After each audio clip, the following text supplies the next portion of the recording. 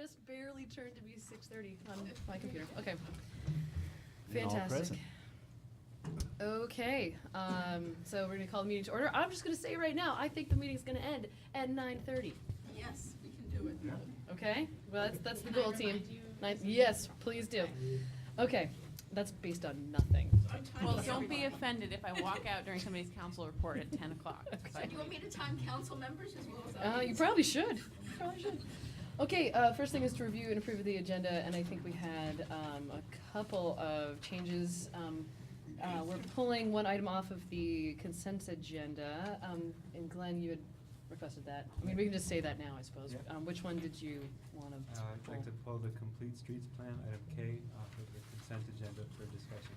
Okay, and just looking at the agenda that was over there, there was some item that I think oh, We no, had- it's already there. But we'd added that from the, yeah, it's Yeah. on this agenda, but It's on just this. to note that we are adding a discussion of the East-North Branch properties. Okay. So, any other changes?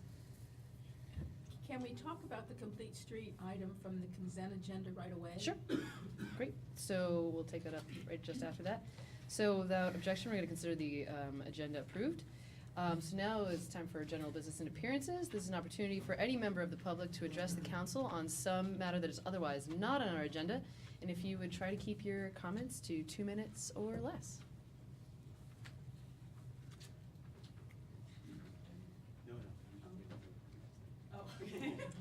If you'd say your name and where you're from.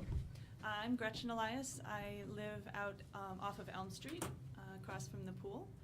And I'm here tonight because I wanted to share some thoughts on transportation in and around Montpelier. And specifically, I'd like the council to consider charging some entity, some city department or committee or whatever the appropriate body is, with looking at our transportation system and priorities and modes comprehensively as a system. And I wanted to say a couple of things about why I'm thinking that that's something that the city should be doing. Transportation is a critical issue for so many of our city priorities. We're not going to achieve our net zero goals if we don't address transportation.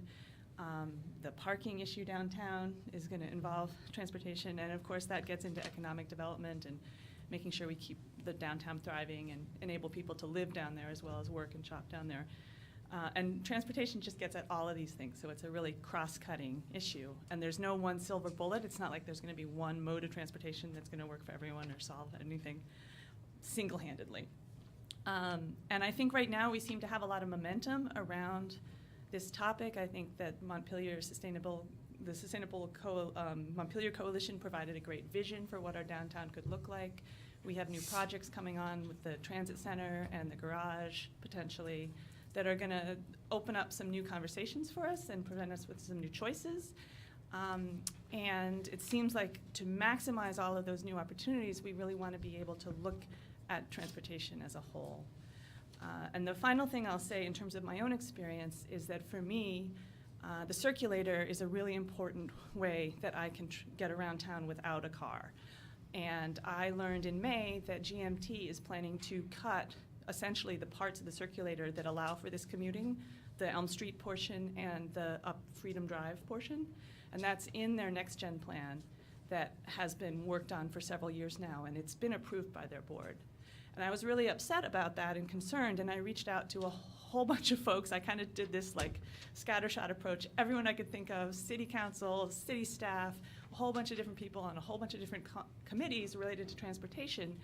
And the answers I got gave me the sense that with one exception, Donna, nobody really knew the status of what GMT was planning. And there were even conversations within the city that were assuming that the circulator would continue to exist in its present form. And this plan had been going on for a long time. And I just think that really brought my attention to the fact that there is an opportunity here to look at it more comprehensively and make sure we're connecting all the dots. So thank you. Thank you, Gretchen. And just so you know, GMT is actually going to be here next week at our council meeting. Great, thank you. I'm sure we're going to talk further about that in the near future. Any other comments? Oh, yeah. go ahead, Dawn. Just to add a piece, instead of waiting until my council report for this, the Montpelier Infrastructure Transportation Committee, Gretchen, is going to be holding public hearings, whether that's in January, February, but they're now looking to pull together to have GMTA there, as well as a lot of riders and consumers to have a real lively public discussion on their routes and on mini transit. I'd like to be a part of that, so that's great. Okay, any other comments? I just very briefly, under general business, is note this is our first meeting. We've had all the sound redone. There's now new speakers in the back and new cameras, so we're high def now, right? Is that? All right. So you Yeah, all the wanted an audience. upgraded room and you got it. Okay. All right, I'm going to assume that there's no other public comment unless somebody jumps up. Okay. All right, so moving on to the consent agenda. Is there a motion regarding the consent agenda? So moved. Second. And we're assuming that's minus item K, Yes. and there was a second. Further discussion? All in I favor- just would note, I did not fully read item B, the agreement between City of Montpelier and Christ Episcopal Church, so I trust that it is, that I would agree with it, but I have not completely Okay. read the agreement. Fair enough. Okay. Further discussion? Okay, all in favor, please say aye. Aye. Opposed? Okay, great. So moving on to the Complete Streets Plan. Yeah, go ahead. Do you think one just a second? Yeah. So folks like Larry et al., that your stuff just passed. And anybody who's here on the consent agenda, that all just happened, so. Thank you. Thank you for coming up from Yeah. Pennsylvania. You can always stay for the whole. Yeah, you're welcome to stay. We're happy to have you stay, but just so you know that it's nothing like a Wednesday night in Montpelier at the council meeting. Good times. All right, go ahead. So tonight is, is the continuation of the presentation that was done in June by Stu Sirota, who was our consultant from Alta Planning and Design. Could you speak into the mic, please? Yeah, I think the mic is, yeah. Is that better? Okay. So this is the continuation of that. This is to adopt it. I went back and listened to the comments you guys had made back in June, and we made a few minor changes. Specifically, one was to address Ashley's concern about parking. The map in the plan is a draft, so then that way it's not formalized. Every single street has to be this way. Those are some of those typology decisions will be policy decisions as we get closer. So this will be incorporated into the CIP process to say, okay, when we're going to be doing a project and we're looking out, we'll start doing the assessments then to say, what will we need to make it a complete street so that we have a complete network? And that's where we went with this, was to try to end up with a network that works so that you don't have bike lanes that end nowhere. So this gets pretty close to it, but there will be, as time goes on, there will be discussions in the community, in the neighborhoods, as these plans are formalized. Question? Thank you. Glenn, did you have anything you want to? I'll say, basically, my reason for pulling it for discussion is only that I think it's important enough, and I'm happy enough about it that I want to really mark our decision of it on it. And I think a lot of that has to do with the fact that as a car-free resident and as someone who has lived my whole life without owning or driving many cars, not owning any cars, it's really important to me to see moves around transportation really broadly. As Gretchen was saying earlier, I depend on alternative modes of transportation pretty much entirely, and I think Montpelier is doing a good job of allowing me to continue to do that. It's a great place for me to live as a walker, but I think that the Complete Streets Plan, just as a layout of all of the existing conditions and where we should consider moving as we change and repair streets. It's really something that I'm, I guess I wouldn't say I'm thrilled about it, because it's not the kind of thing that excites me, but I'm very, very happy about it. The end result, you will like. Yeah. The end result, I can't wait. I want all the streets to change right away tomorrow. Yeah. And Put 'em in the really, budget. that's all I have to say about it. I just wanted to mark the occasion, which I think is a happy one of adopting it. Further comments or questions? I Yeah, think Tracy. I would just use the opportunity to note that when the many members of the council went out to visit the cemetery last spring, we all noted the lack of a sidewalk out to cemetery and then the neighborhood beyond the cemetery.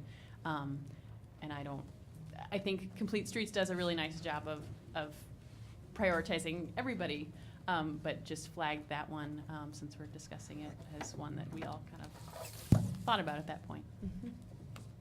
Further comments? Good. Anthony Monona, live on Colonial Drive, a member of the Montpelier Transportation Infrastructure Committee. I just wanted to voice our support for this plan. I think it will provide a blueprint for Department of Public Works when they're working on roads to incorporate complete streets into them and provide safe biking, walking infrastructure for all users of the road. An important piece of the plan that I found is section 3.5, which is traffic calming policy, and I think it's really important that we start to look at ways to improve or slow down traffic, make sure that safer speeds. It was really interesting reading about how, the slower the speeds, the less dangerous, accidents may be. And so it's, just a really important plan, and I look forward to having the implementation take place and having it be a blueprint for our city. Great. Thanks.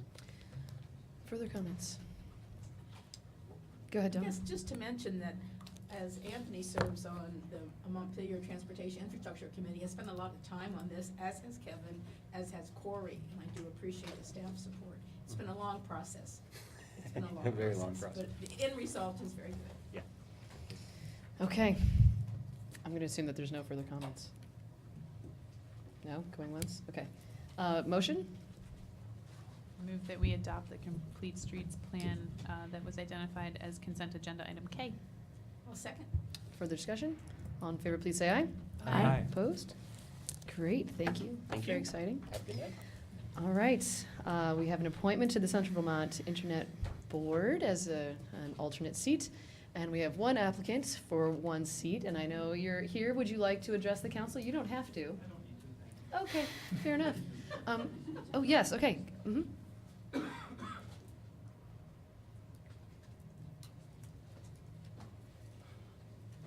Sorry, I wasn't sure if I should have said this before. I'm Richard Littauer. I actually also applied for this board on Monday. The deadline was Tuesday. I see it's not in the minutes. I see my application isn't there. Unlikely I'll get it, and the other guy's a lot more experienced. But just thought I should let you know that there's another person who would like to Do you apply. want to, yeah, go ahead. Well, so we had an unexpected administrative outage this week, or the person that gets those Okay. was out with a medical issue unexpectedly, so it's Yeah. probably in her inbox, and so. That would make sense. We didn't get that, we're sorry. That's about okay, that's that. why I'm Yeah, here. that's- So no worries. Fair enough. Yeah. Yeah. Good to Also know. here for, the rest of it. Just what? Yeah. Another fun Wednesday night, right? Please attend those meetings and get Yeah. involved, because I know, I had a conflict last night. I don't know how to resolve this, but seeing as how the other guy has 21 years worth of experience in Montpelier, you should probably just vote for him and then read an application after if you like. Thanks. Yes, Jack. I move that we postpone consideration of this agenda to a future meetings, items to a future meeting, so that we can see the application materials of both candidates. We do it next week. A second. we meet next week. Great. I guess that's a motion, and it's been seconded. Further discussion? All right, all in favor, please say aye. Aye. Aye. Okay, next time, Thanks. next week. All right, moving right along. All right, we have a presentation from the Silver Maple Group, so welcome, Carrie. Hi. Hi. So I do have some handouts, so I'm going to go and bring these around. There's two, there's a larger one. So there have numbers on the upper right corner, so that's going to refer them in order.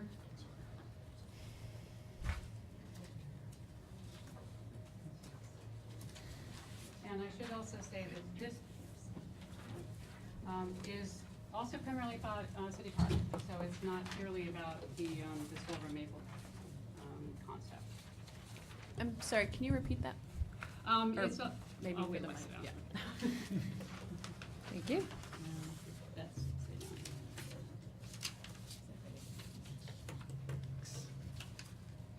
Thank you, Karen.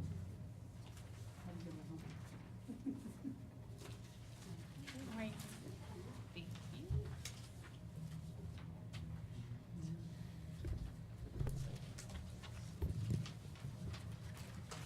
and if there's others involved in the park, I have some extra copies for the Parks Department.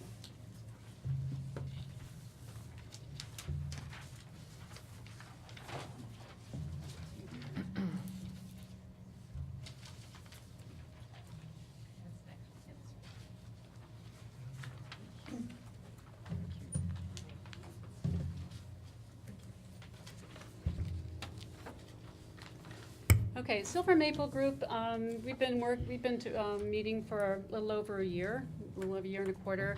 A group of primarily over 55 who are looking to be able to build a small over 55 community in Montpelier.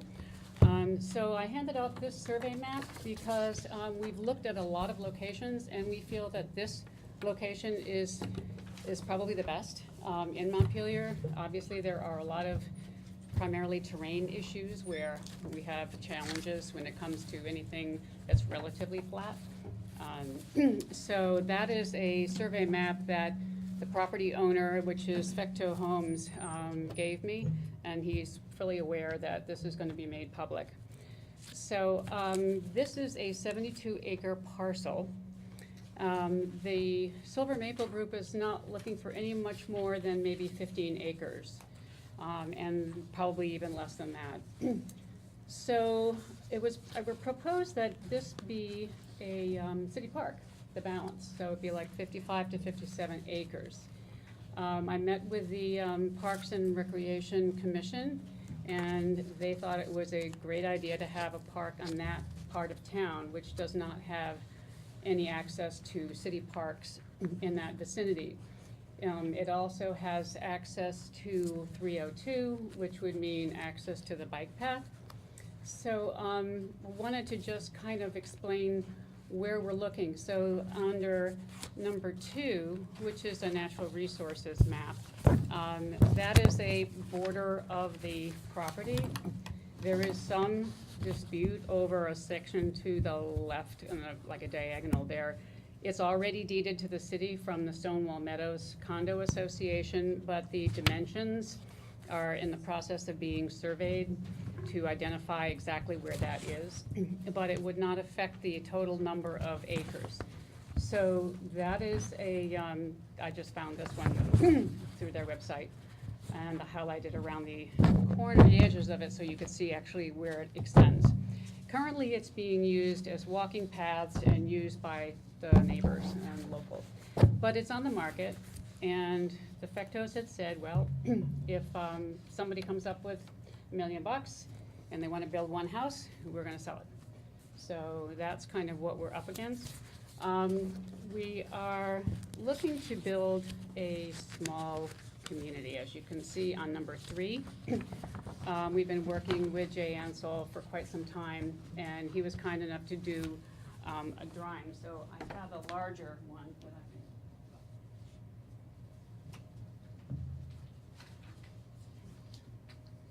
can, which is this, and I can tell. So we're really looking at a very small part of this. So this is only a section of that map on the natural resources map. So it's ideal because not only do you have green space and recreation, but also have housing. And it's a very small portion of that, but I can show this to. You could just leave it over on the side, Put it there, right on like that. prop it on the table. Oh, okay.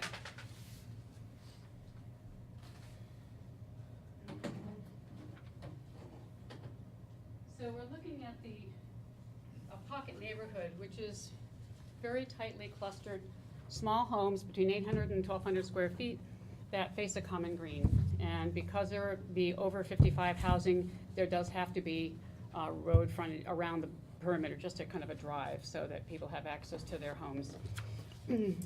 So there is this, and then what was originally proposed is number 4 here, and that is the Capitol Heights, which was planned by the Fectos. I believe they did get permitting at the time, and it was in 2007, but it was for 219 units, and that had a lot of pushback, which you can understand. So we're talking about maybe 32 units, and not right off the bat. So the neighbors objected to it, there was, the recession hit, and it just never happened. But you can see the access that they planned. The green building on the upper left was supposed to be assisted living, and then independent living, and then private lots, and then condos and apartments. So what we're talking about, and one reason for bringing this out into the public is just to dispel any rumors that, oh my God, there's going to be, you know, an 800-unit development going up in our backyard. But having a city park would be ideal for not just the neighborhood, but for us. And I also met with Ken Ballard, I guess it was, who's doing the feasibility study on the rec center, and mentioned to him, hey, you could put a rec center up there, and you could have outdoor, you know, soccer fields and whatever you like up that way. With 72 acres, you could do it. So the, Can I ask you a question about that? Sure. It's quite sloped, isn't it? It's not really, it's not down below. What's the elevation change? The elevation, it does go up along for 302, Okay, and then it goes up gradually, but I've talked with Tom about city's resource, infrastructure, and there is gravity-fed sewer, and there's pipes, water pipes, because that was actually planned because of the development. So if you look at that natural resources map, the first one, you can see some clearings, and those clearings were designed so that the Isabel Circle would actually be a circle.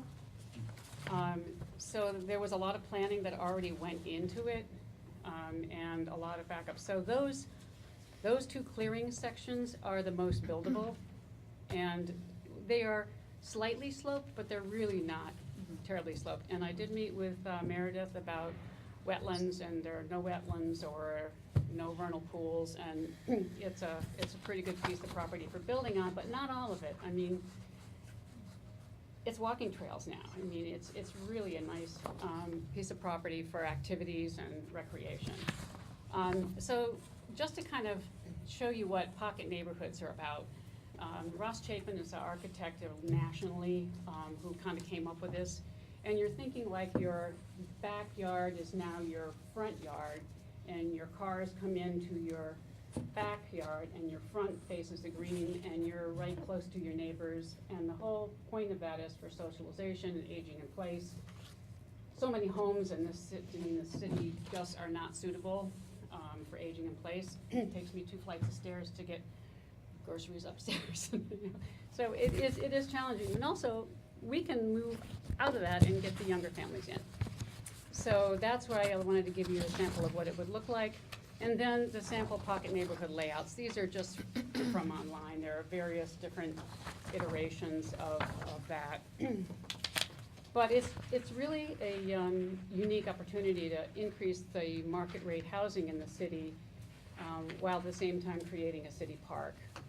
And is Jeff here? Yes. Hey. So Jeff's going to back me up on this because he was at the meeting with the Parks and Rec. The last piece is the appraisal. So that Jim Fecto gave me, it shows what the appraisal was in 2015. I spoke with Bruce, and you know, he agreed with this. I mean, it was fine with him to let it be known. So we're saying Silver Maple, 7 to 8 acres. There's 2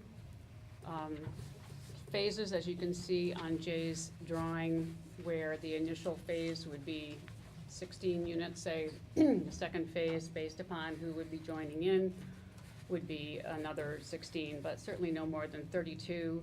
Some of that can be intergenerational, some of it could be, most of it would be over 55.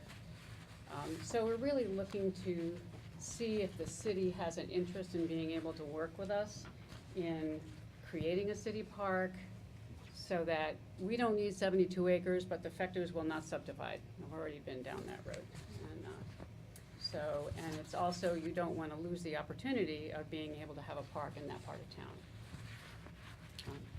And the other is the income tax calculation. So, 32 homes that are valued at, say, hypothetically, $250,000. When you get the municipal tax rate of $2,500 times the tax rate, the income is $86,800 per year. Right now, the Fecto land entire piece is generating $2,700 a year. So you're talking about a repayment in about 9 years on $800,000, assuming that Silver Maple property would be, say, $200,000. This is, and I have the paperwork, so if anyone wants it, I'm happy to send it to you. They're just my notes to help get me through. So there are challenges. There's the survey that needs to happen. The good thing about the survey is that it's going to take some time to do that, and we're going to need the time to try to pull this together. Jim Fecto said, okay, I'll give you a month and I won't do anything with that land, just see what you can do. I'm like, okay, that's not a whole lot, but what we can do, we can do. The financing and the timing. So I guess the other question that Jay put to me is that, is there any chance of modifying the TIF district to include those 72 acres? I mean, I know it's up Berlin Street, but you just said, well, throw it out. You don't ask, you don't get. So does anybody have any questions? You made reference to this being connected to 302, and I had looked at the maps previously and couldn't figure out how it was connected to 302. There is a property that Jim Fecto owns that is right across, it's kind of right in the middle on the right-hand side there. And he said that he would grant a right-of-way through that property to connect to 302. Is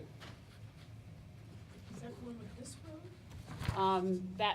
Yes, that's what they had originally planned. Yeah, that's probably easier to look at it on that map, on the Capitol Heights map. It's number four. Yeah, number 4 on the upper right, yeah.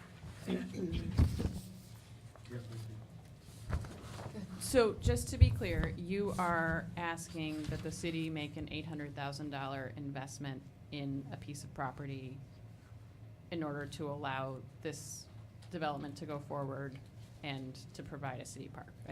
We didn't have any kind of introduction, so I just want to lay all Right. that's what Well, it is the to ask provide a is. city park, yes, and it is to help us be able to acquire land to provide for housing, because housing is a top priority for Montpelier, and green space is also a priority. Well, you can have both for a lot less than a developer would go in and want to kind of knock down everything and put in a couple hundred units, and that would be it. That's the other option. Jeff, do you want to say anything? I don't want to put you on the spot, but. Let's just question time. I'll wait for you. Okay. Other comments or questions? Yeah, go ahead. Some of this depends on enough people being interested in moving into this community. Are you getting good We had 5 original households, and we had a meeting on November 15th to try to introduce this concept in public, and we now have 12. Great. And we have not marketed this. We haven't gone beyond the original Montpelier downsizing group, so there's just a lot of people who don't even know anything about it. So we're ready for that. But if everybody gave deposits, everybody's ready to go. So far so good. And I know that you said that you've looked at a lot of different properties, and this is the one, and I believe that. And at the same time, I'm curious to hear what you think about how far it is in terms of walking from downtown, and even It to is. get down to the bike path. It is a walk. It's probably closer to the bike path if you had the public, the access, the right of way down to that.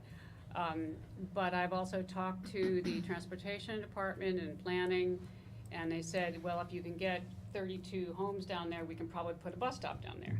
So there are other transportation options, and especially in the wintertime, and if this is over 55, people aren't gonna go walk into town anyway, even if they were, up savings, if that was even an option. So that's a challenge. And it's all about the terrain, Other comments? And I've talked with Trust for Public Land.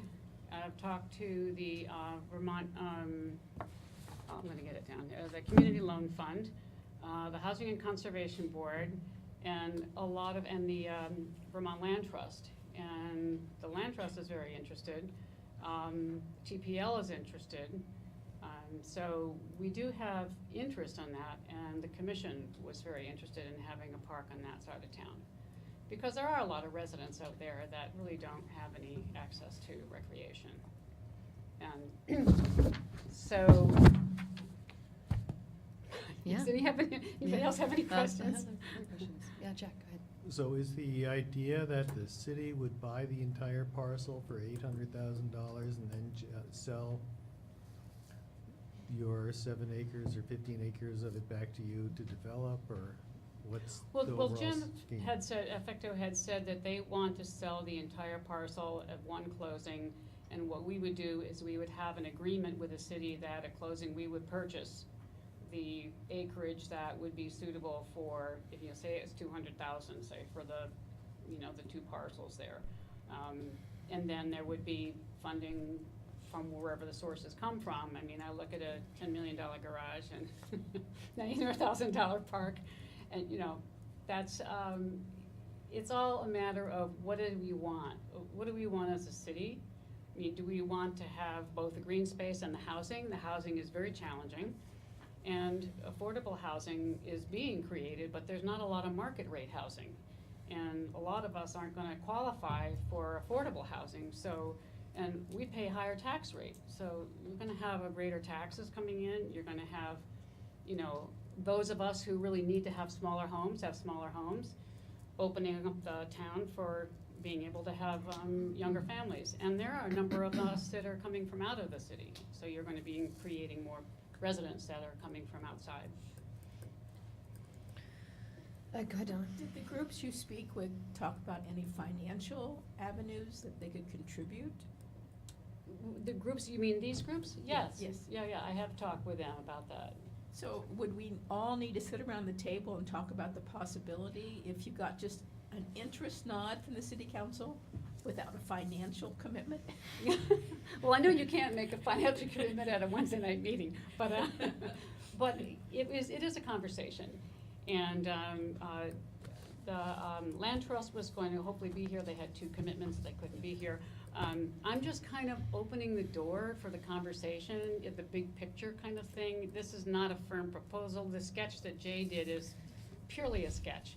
It's nothing of a planning nature or it needs approval or any of that, but, we're trying to find a way to be able to create the recreation part as well as the residential part. And yes, no, none of us are gonna have $1 million that we're gonna go and buy 72 acres.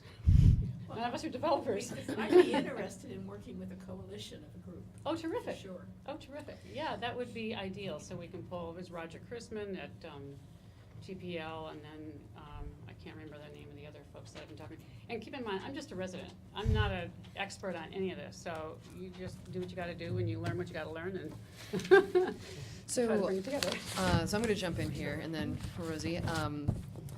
So just so you know where I'm at, I'm very interested in this. I think it's really interesting, but there are a lot of questions that I have. course. So I will also say that while I am interested, I'm also very skeptical. And the reason for that, I mean, it feels like an incredibly large investment for 16 units of housing. I mean, I know that there's pushback to potentially more, but I mean, we need a lot more housing, and I personally would be much more interested in on the scale of something like 100 more units.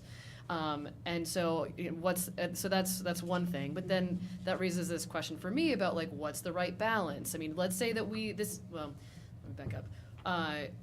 One question is this the right space for a park on this side of the river? Maybe, and with this opportunity, it might be. But I think that's a question worth asking. That's number one. Number two, if this is the right spot for a park, then what's the right balance of space for housing and space for park? And I mean, I would want to actually go up there and like, you know, check out what we might be potentially buying, right? To consider like how much of this would be, you know, useful or valuable as a park versus housing, and what's the right balance there? In 2007, I guess it was, Jim did present it, and I guess he had so much pushback from the local neighborhood for 200 and some odd units. Yeah. That it just became unfeasible, it wasn't gonna happen for them. So it's a really trying to weigh, as you say, So that was the balance. So that was more than 10 years ago, right? Yeah, he said it was around 2007, Okay. you know. Okay. And the recession had something to do with it, too. Yeah, no doubt, Yeah. no doubt. And well, at the very least, it seems like a conversation reopening, like worth reopening. So at least that's where I am at right now. And the thing is, I would guess that to answer those questions, that's going to take more than a month. And Yeah, I so know. I'm a little worried for, you know, for your sake, right? Like if, in order for us to have all the information we might need to make a sound decision, you know, it's going to take more than a month. That who knows what could change, but that feels like the reality to me. I mean, we said 32 units only to try to really keep it down to Yeah. what was absolutely, you know, necessary for our group, but it doesn't mean that it has to be that. Yeah. But you get into the hundreds and you start talking about the neighbors having a problem with that. Yeah. But having a park is, you know, it's helpful, you know, when it comes to being able to do this. And there is this survey, so I can't imagine that there's gonna be any action on the property until the survey is completed to really determine what the boundary of that park is. Mhm. And that would ultimately be merged with the, with whatever we do on this particular property, so. Okay. And I appreciate your time, I know I took more than Oh, no, most yeah, well, I think people. Rosie had a question too. Oh, sorry. That's okay. I mean, I would really agree with a lot of what Ann said. And I have been a really strong proponent of a park on this side of the river. However, I have spent some time looking at this parcel, and I'm not sure that this park is one that is open to the rest of the Berlin Street neighborhood, because to get there, folks have to, it's quite a steep walk up a hill for most of the folks living on that side of town. And I would be very cautious about this becoming kind of a private park for just one small neighborhood. The wonderful thing about Hubbard Park is that, you know, so many of our neighborhoods border it, and so it is a park for a lot of neighborhoods in the town. And I would want, if we were gonna make that kind of investment, which this would be, I mean, this is, a park on this scale is going to require more park staff, more maintenance. It's not just the initial outlay, it's also the ongoing maintenance cost. And if we were gonna make that kind of investment, it would be very important to me that it was thoroughly accessible to all the folks living in the area and not just one small neighborhood. So Maybe there's a way of looking to see where the other points of accessibility might Exactly, be. yes. So those are some really critical pieces to me, is if we were to go down this path, making sure that it was accessible from lots of different neighborhoods around there. And so that's something I would really Yeah, want to agreed. flag for I you. agree with you on that. Okay. Sure. Well, let's keep talking. Okay, So, thank you. Thank you. So I'm assuming there's no further questions. Okay. Great, moving on. All right, so the Montpelier Foundation, coming back to us again. Good evening. Bill, I had sent you some emails. Did you And I get a forwarded them. Oh, perfect. Yep. Great, thank you. Yep, we got them. So I was gone most of the time. Yeah. Played telephone tag a Yes, bunch we of did. times, but never had a chance to actually hook up. Well, thank you for having us back. We tried to address many of the questions that came out of the meeting, at the last meeting, regarding the makeup of the board, also the investments. And there was also a question about, you know, what would the people who donated the money, what were their thoughts? And Unfortunately, trying to go back to 25 years, some of those don't exist today. It's Vermont National Bank. Lola Aiken was a big donator who's passed away, but the largest donator at the time was National Insurance Company. They gave the foundation $25,000 in Sentinel stock. The circumstances of that were that there had been a reappraisal in Montpelier at that time, and National Life's taxes actually went down. And so Fred Bertrand, who was the president of National Life at the time, said, well, what we're going to do is we're going to take the money that we're not being charged by the city this year, and we're going to give that to the donation to the foundation. And so that's where that $25,000 came from. The most recently, a large donation came from the estate of Alan Weiss, the amount of $35,000. And have talked to National Life.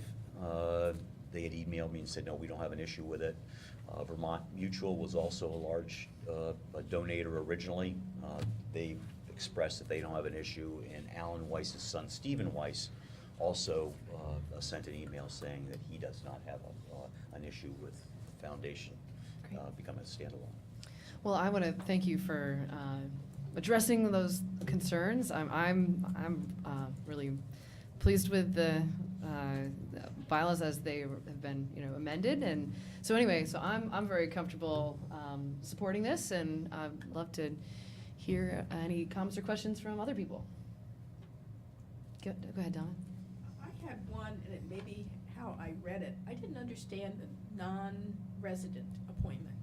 Well, the idea was that we have residents in Montpelier, okay, that was easy, but then there's a lot of people that don't physically live in Montpelier, but spend the bulk of their time in Montpelier. And as we were trying to increase the membership on the foundation, we thought it would make sense to take people who are really vested in Montpelier. They may not live physically in Montpelier, but are really vested in Montpelier, and also make it available to them to be on the foundation. I guess maybe it was the way it was worded. It talked about would be Montpelier residents depending on whether or not there were two non-residents on the board. It was just, so there is some limit, it inferred some limit to non-residents. Correct, yes. But I didn't read clear to me, but maybe it was just legalese and I couldn't. Okay, well, I'll defer to. And right now, I'm not finding the The section. council. I wrote it in my notes. Well, is it section 4.2 qualifications? Yeah, qualifications. So, I mean, if it's just a clarification, Yes. then maybe, I don't know if you have any suggestions there, but, if that's all it is. While you're looking for it, Donna, Yeah. go ahead. No, it's right there, and it means what you say, but what it reads is, however, no more than two non-residents who have demonstrated a strong commitment to City of Montpelier may be elected. So it's, who have demonstrated, anyway, it just seems a little worded. Would you look at the sentence for me, that's all, when you get back, Okay, otherwise. yeah. All right, Glenn. Yeah, no, I was just trying to help. I think the sentence makes sense to me, I think, in that they all are required to be residents except for the possibility of two, as long as they've demonstrated a Right. commitment to. Yeah, as The long. mayor yes. appoints Yeah. two. It's the- Yeah, Yes. yeah. Yep. Yeah. And you did a great job on it, incorporating the social responsible investments. Thank you for that. I have a suggestion on this point that we've been talking about, which is that, as we learned last time, this is a self-perpetuating board, which means the members of the board would be electing new members. And so I think the members who are on the board would be the ones who would be evaluating whether these non-residents have this a demonstrated commitment to the city. What occurred to me as I was reading this is that there's a broad range between 5 and 11 members of the board. You could conceivably be in a position where you have, the board consists of 2 people appointed by the city council, 2 non-residents accepted by the board, and only 1 person who was a resident who was not, who was elected on their own right. And so what occurred to me was that it might make sense that have at least 5 people on the board who are residents, and then if you want to go beyond 5 members of the board, that 2 of the additional members might be non-residents, so that there would always be dominated by people who are residents. Yeah, I think that would ease, yeah. That's good.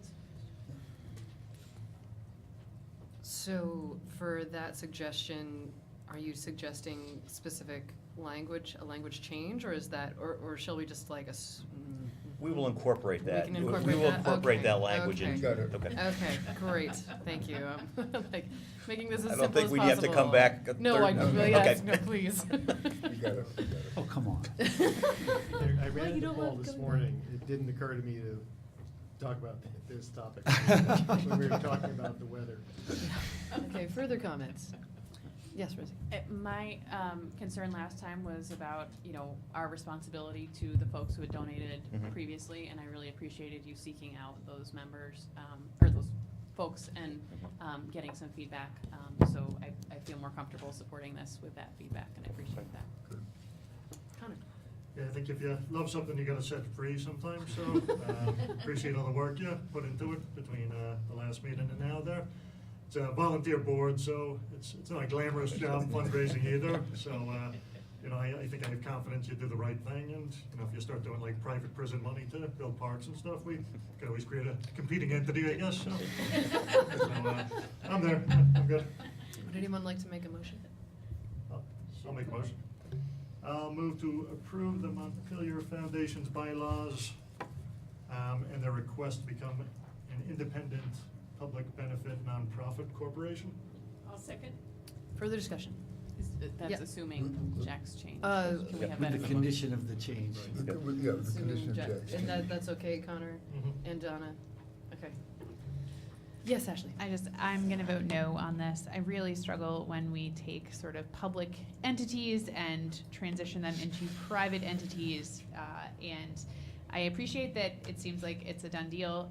It's a hard no for me. I think that there are lots of nonprofits in the area who partner with the city of Montpelier, and I think that we should leave that work to them.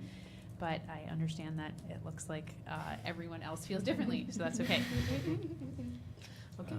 I'll just say while we're discussing that I have qualms in that direction, but I think that it is, I do appreciate the work that has been done to change the bylaws, and I think that it's enough for me to support this particular case for sure. So thank you for that. And thank you, Ashley, for the care. Fair enough. Consistently no for everything, it feels like, but It's okay. All right. Further discussion? All in favor, please say aye. Aye. Opposed? nay. All right. Thank you. Thank you. Thank you very much. And, all right, So moving now- on. So now, Mayor, it falls to you to appoint 2 people. That's right. Well, so we'll probably do that. Yeah, right. Thank you. Oh, Thank you. goodness. Well, let us know when you need us to do that. Okay, Yeah. all right. Okay, great, thanks. All right, so the library is up next. All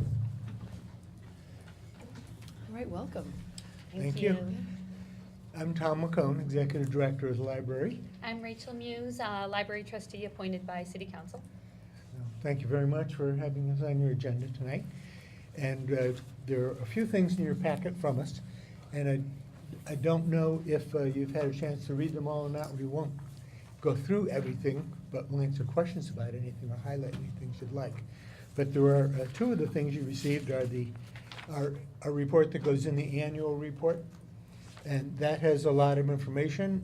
And in writing it this year, I really focused on the ways that this serves, that the library serves our community. People don't have these.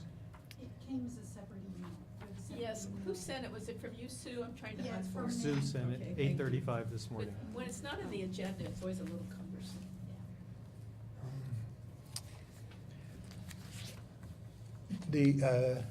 Go ahead. Okay, I'm sorry that everybody doesn't have it right now, but I am glad that I tried to reach Jamie yesterday, because And then I ended up with Jane, because otherwise, you wouldn't have gotten any of it, because I was working with Jamie on this earlier. So, and also the balance sheet for the library, which also goes in the annual report. And two other items, an index, just a lot of statistics relating to the library, and then a request relating to petitioning to be on the warning. So we're not going to go through all of those things, but the two basic things are, Rachel and I would like to answer any questions you have about anything in the documents that we sent, or about operations of the library budget, or anything. And then the second thing will be our question relating to petitioning. Jack. I had a couple of questions. I think from the index, there are some numbers related to use of computers and use of the Wi-Fi network, and 303 average weekly use of public computers, 1105 weekly patron use of Wi-Fi. Are those people, or are those hours online? Oh, those are people. So the 303 are times when you come to one of the circulation desks and get a slip so you can access one of our computers for an hour. And so those are numbers, that's the adult library and children's library totaled, 303 a week. The 1,105 access times that people access Wi-Fi, that's when people bring their own devices and work in the library. So that's the number of logons. That's the number of logons, and they might be on for hours, they might be on for 10 minutes. And it could be someone, does it go as far as across the street to the I don't church? think it does. I don't think it Okay. goes beyond our property. It does go on our steps. There are times when we're closed. There'll be times I get there in the morning and there's somebody on the steps using the Wi-Fi. Yeah. And on this similar point, it was confusion. Oh, never mind, I see the answer to that. I won't bother you with that one. Okay, thank you. Donna. I only saw one place that told me the data for Montpelier, and you said around 3,000 had library cards and some 700 kids. In the past, you actually gave us a chart, and one of your, think about an email, I have to open each attachment separately. So the one that's the long narrative, which you say is your library report, I don't find what we used to get, which was this is what the city contributes, this is what other towns contribute, this is their percentage of users, this Yep. is their percentage of our revenue. Is that available? That is available. In the 5 years I've been here, that's not something we've provided, but we can provide that. Yes, it has, because that's where I got this statistics before, where we were paying like 70% and only 43% of the users. So it was an important report for me. Yeah. The city clearly pays a much larger share of the cost of running the library than the towns do, for a lot of reasons. And the city, if you figure it on a per capita basis, pays more than twice as much as the towns pay. And the city uses the library enormously more in terms of the children's library. After school, do we get some U32 students who come by, get off the bus at Spring Street and come over? We do.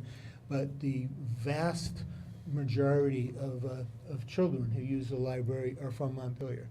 And in the afternoon, we have children walking over from all three schools to use the library. And sometimes it is absolutely wild, and there are just loads and loads of kids, and in good weather, sometimes in bad weather, they're outside too.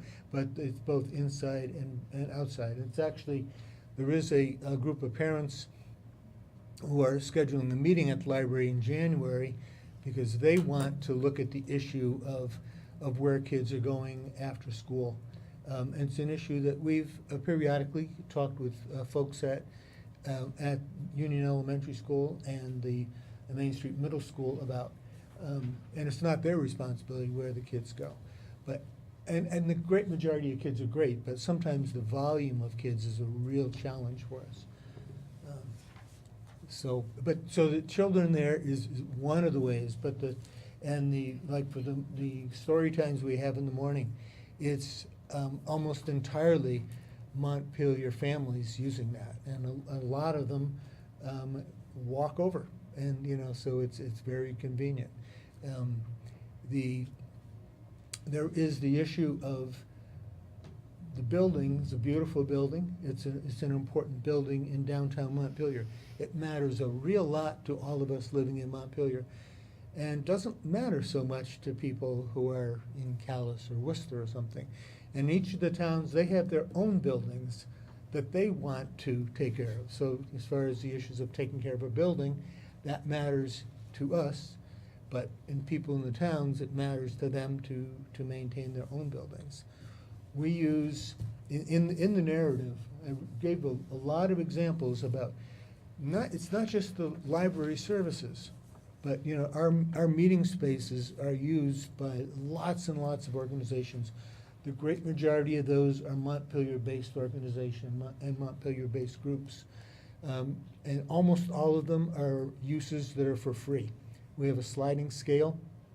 So if a handful of people want to get together and have a meeting on anything, they can come and reserve a space. It costs them nothing. If they want to do it all day, we'll charge them something. If they want to go a couple hours, it's nothing. And then, but when businesses and state agencies or other agencies want to use the space, we do charge them something. The Democratic, Republican, and Progressive parties use their spaces. We charge all of them. Same rate for everybody. But even when Senator Leahy comes, we charge them. You charged us. Yes, we charged you. That's right. So Senator Leahy, of course, if you don't know, he's been a huge supporter of the library forever and a day. It's his childhood library. So another issue for us whenever we ask for increases in the towns, one of the things I feel really good about is for the past 3 years, we have had all 5 towns supporting the library. That is a huge challenge because one of the towns was in and out for 20 years and only supported the library half the time. And we worked really hard, and we still work really hard. We work harder there than anywhere to get the support. We serve Montpelier, and we serve the 5 towns in Washington Central Supervisory Union. To use a U32 analogy, U32 budget, I believe, has never been voted down, going back into the 1970s. And of course, originally it was just that it was at a meeting, but it's been by Australia ballot for many years. There have been years where there've been in one town or another, there've been movements against the budget, but the votes are all pooled. So if one town votes against the U32 budget, it won't make a difference. The U32 budget will still pass.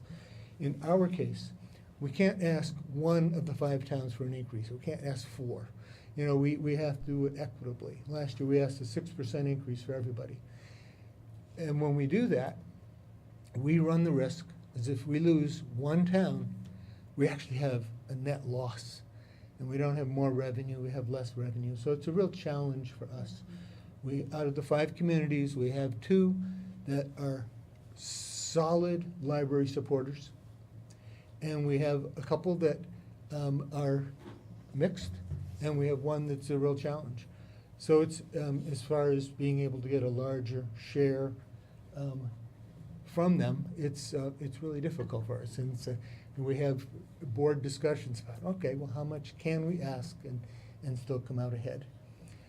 So my understanding, really, beyond all of this great data as to why you're here is because you want an indication of whether or not the city council is going to be willing to put you all on the ballot without the otherwise necessary signatures.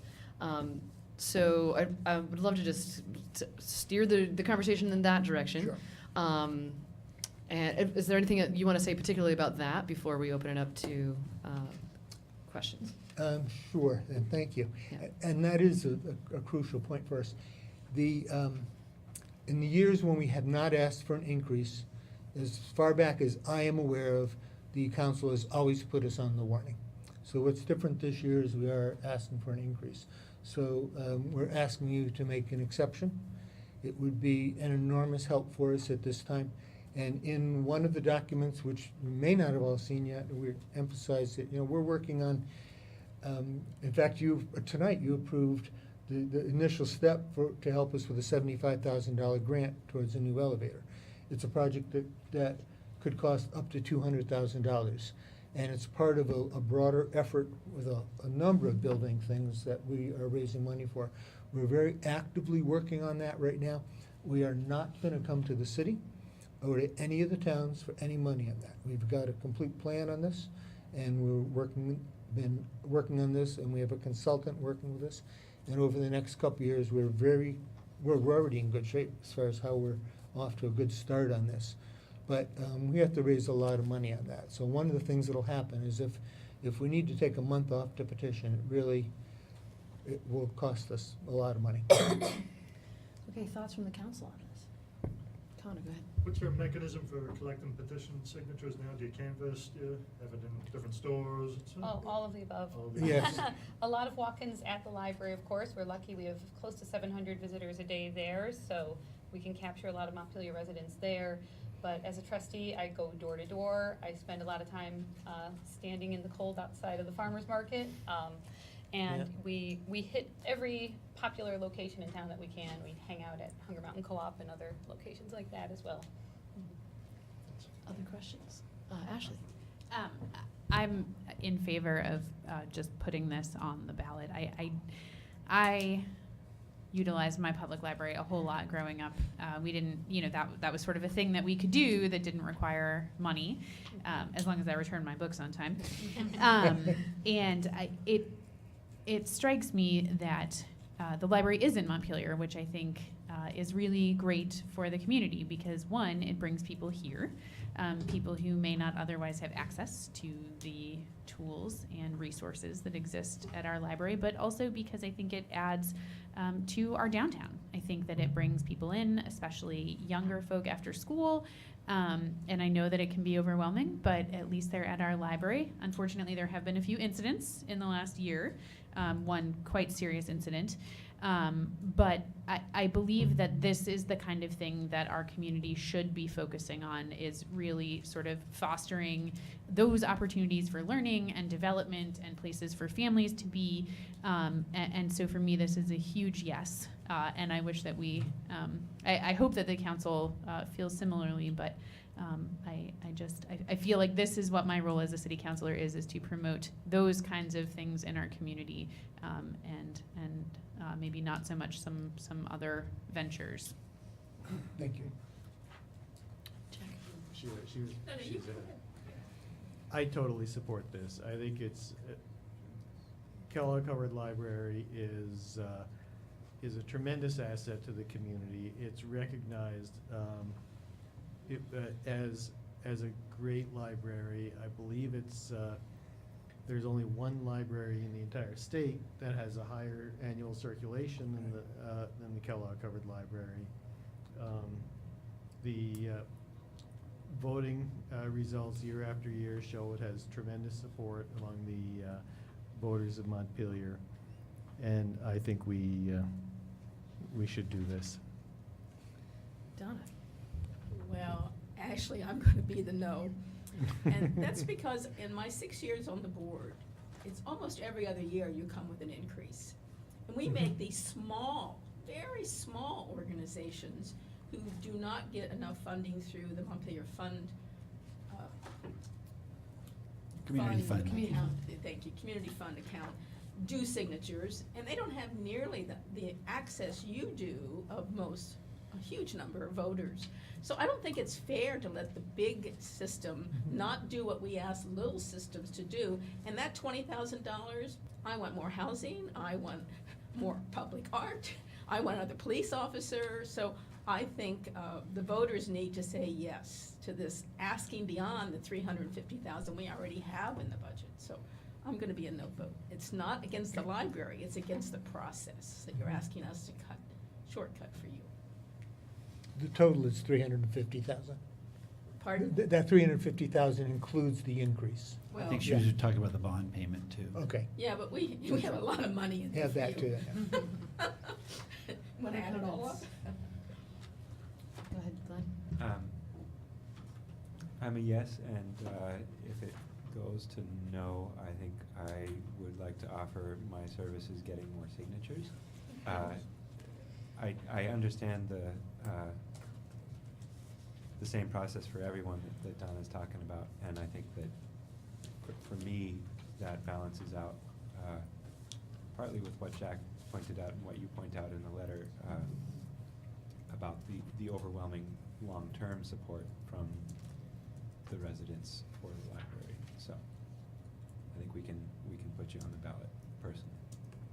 Thank you. Rosie. I feel very conflicted because as a voter, I will sign your petition and I will vote for this. And I really believe that the library is very important, and the services that it provides to folks all across the spectrum, the socioeconomic spectrum, are really important. It is our default day homeless shelter in many communities, and I'm sure in Montpelier as well. Yes. So I'm very. This is a good thing. I believe as a resident that we should put money behind it. However, I'm very cognizant of this process that we have set up because we have limited resources.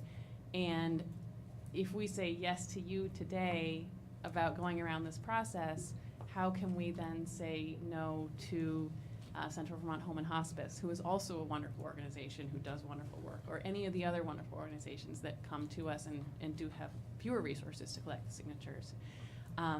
And I would be willing to give that one-time yes if it was a one-time yes, but it's not, because everyone else is going to see, okay, well, we can just ask the council and not have to go do those signatures, and then our system that we've set up is broken.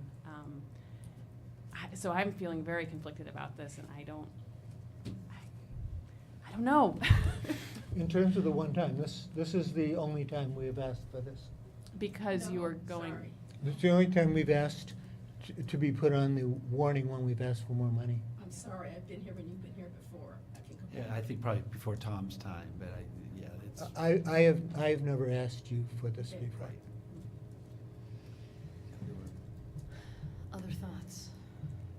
I guess Yeah, what go ahead, Ashley. what I'm struggling with is the public good that this actually serves. Like literally every single day, there are 700 people on average that walk through the door, and I appreciate that there is a process by which signatures can be collected.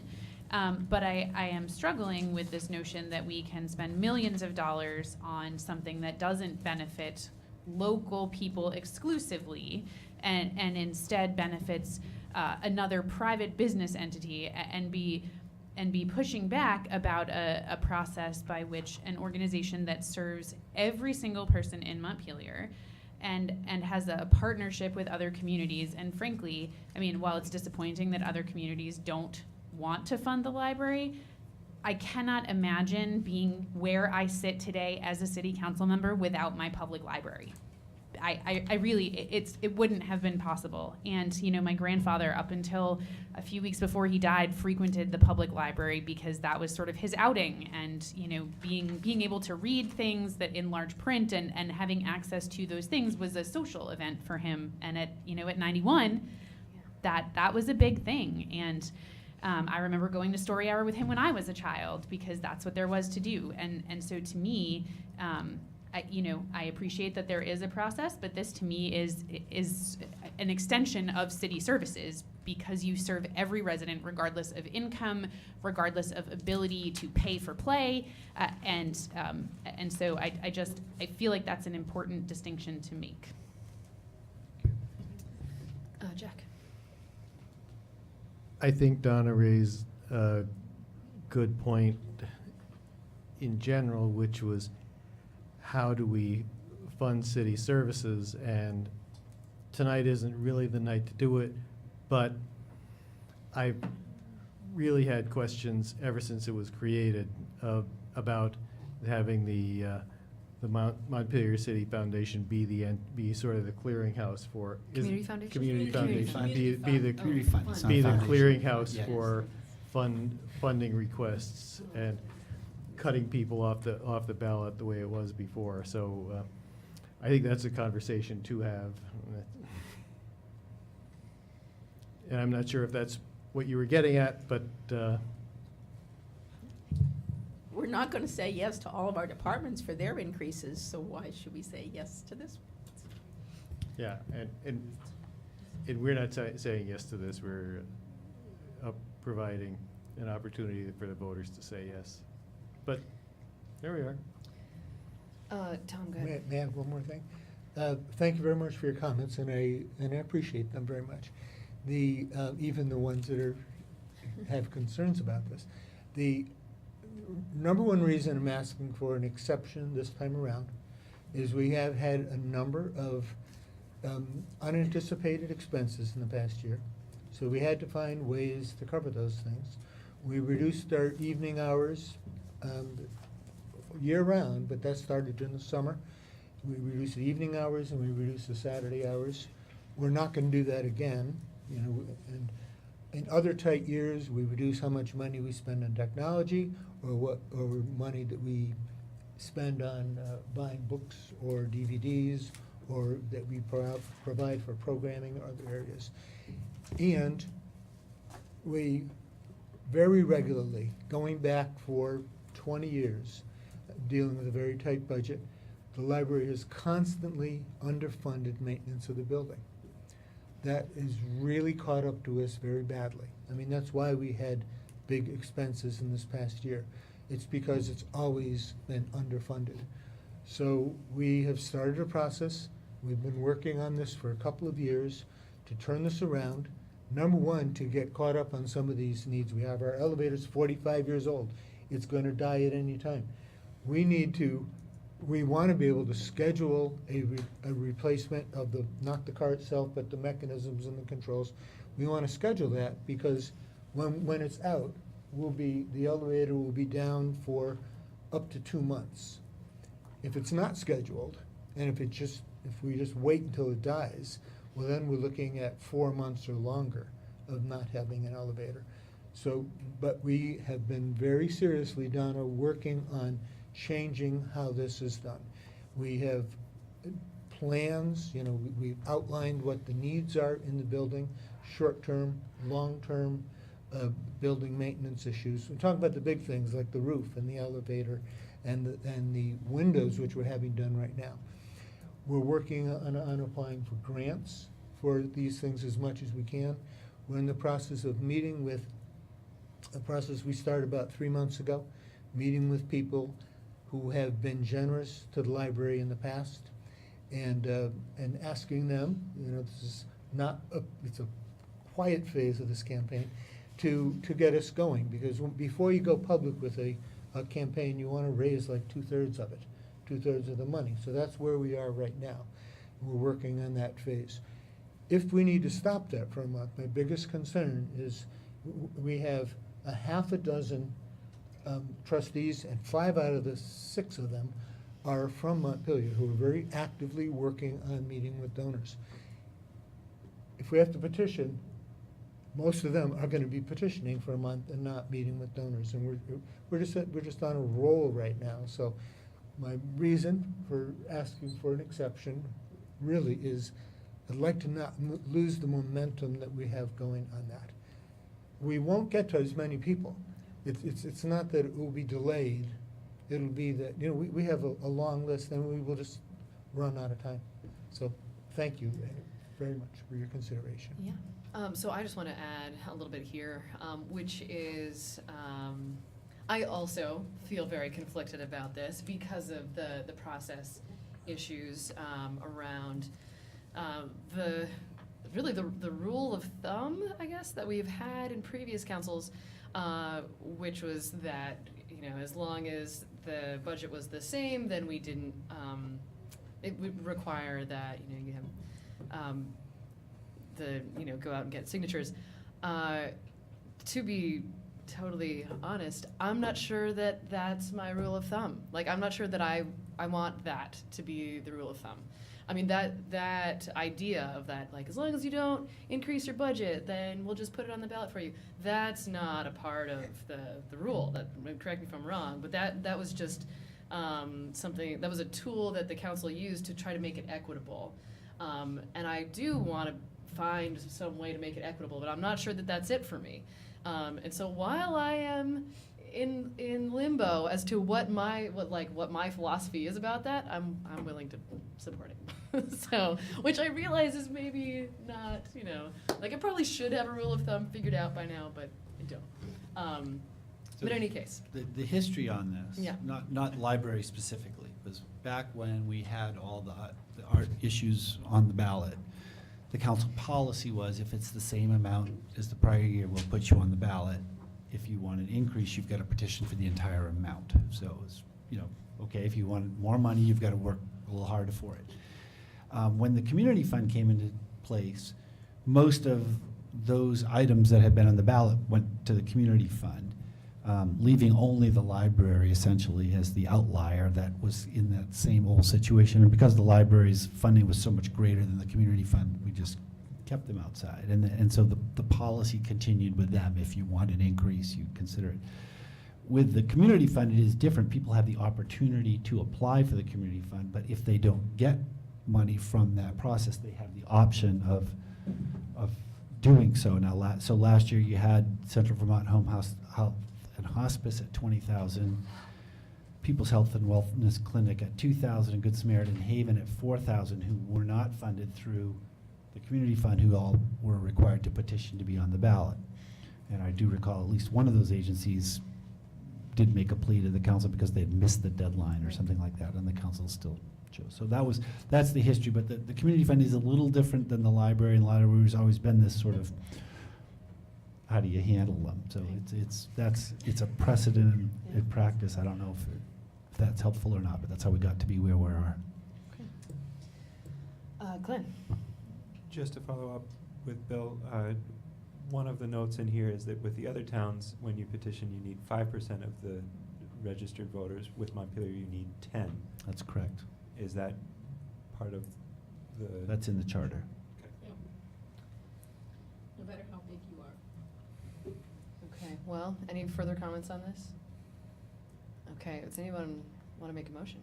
I would move that we approve the library's request to be added to the ballot with the projected increase, which I think puts it at $350,000. Second. $350,471. That dollar amount. And The Jack increase is only $19,838. It's not $350,000 increase, just to be clear. The total. But for those that are listening. And Jack is seconded. Further discussion? I think I'll support it, just as long as we emphasize it is an exception. And it's a capacity issue this year for you folks. And I would say we would afford other groups who came in and had other such issues the same opportunity to come in and ask us. So I would support it. Thank you. Danger. Yeah. Fair enough. Glenn?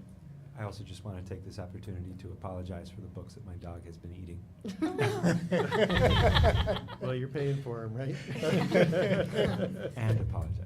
I guess I would also just encourage us to consider, beyond this instance, what should or should not trigger an exception to the petition rule. 'Cause there probably is, there are groups that we would turn down, and what would that look like? So I encourage you all to do some thinking about that. I'm like talking to myself. Did they turn down home health last year? Didn't Did they we? have I don't to remember. gather signatures? I We think made they them did. get signatures. Oh, Yeah. And Good Samaritan and. Good Samaritan, some really small. People's Yeah, Health no, and Wellness it's true. Clinic, yeah. It's true. Just vote. Okay, Got fair it. enough. Jeez. Further discussion. Okay, all in favor, please say aye. Aye. Opposed? No. Okay, I think it passed. Okay, all right, thank you. Thank you very much. Yep, Thank you very much. and, all right, moving on.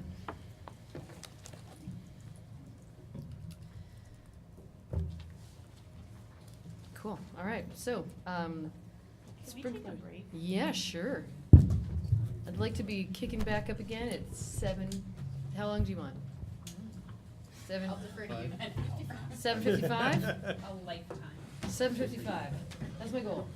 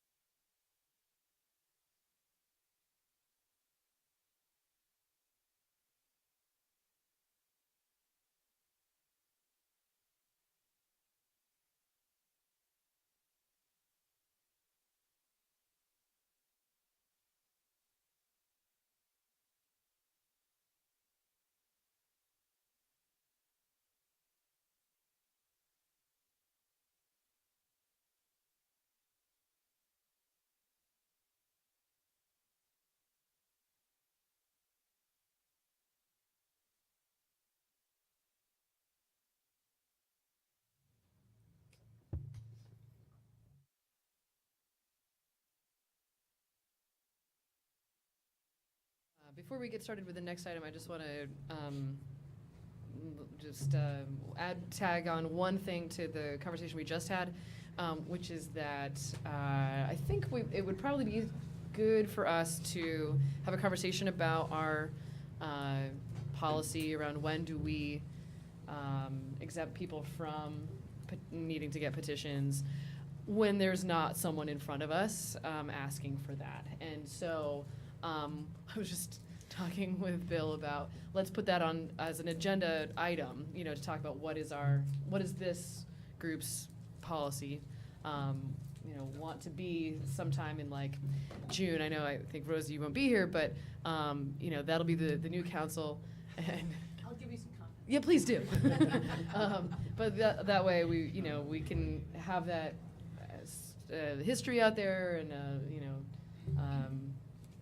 thoughtful conversation prior to needing to use it. So anyway, just wanted to make a note of that. Cool. Moving on.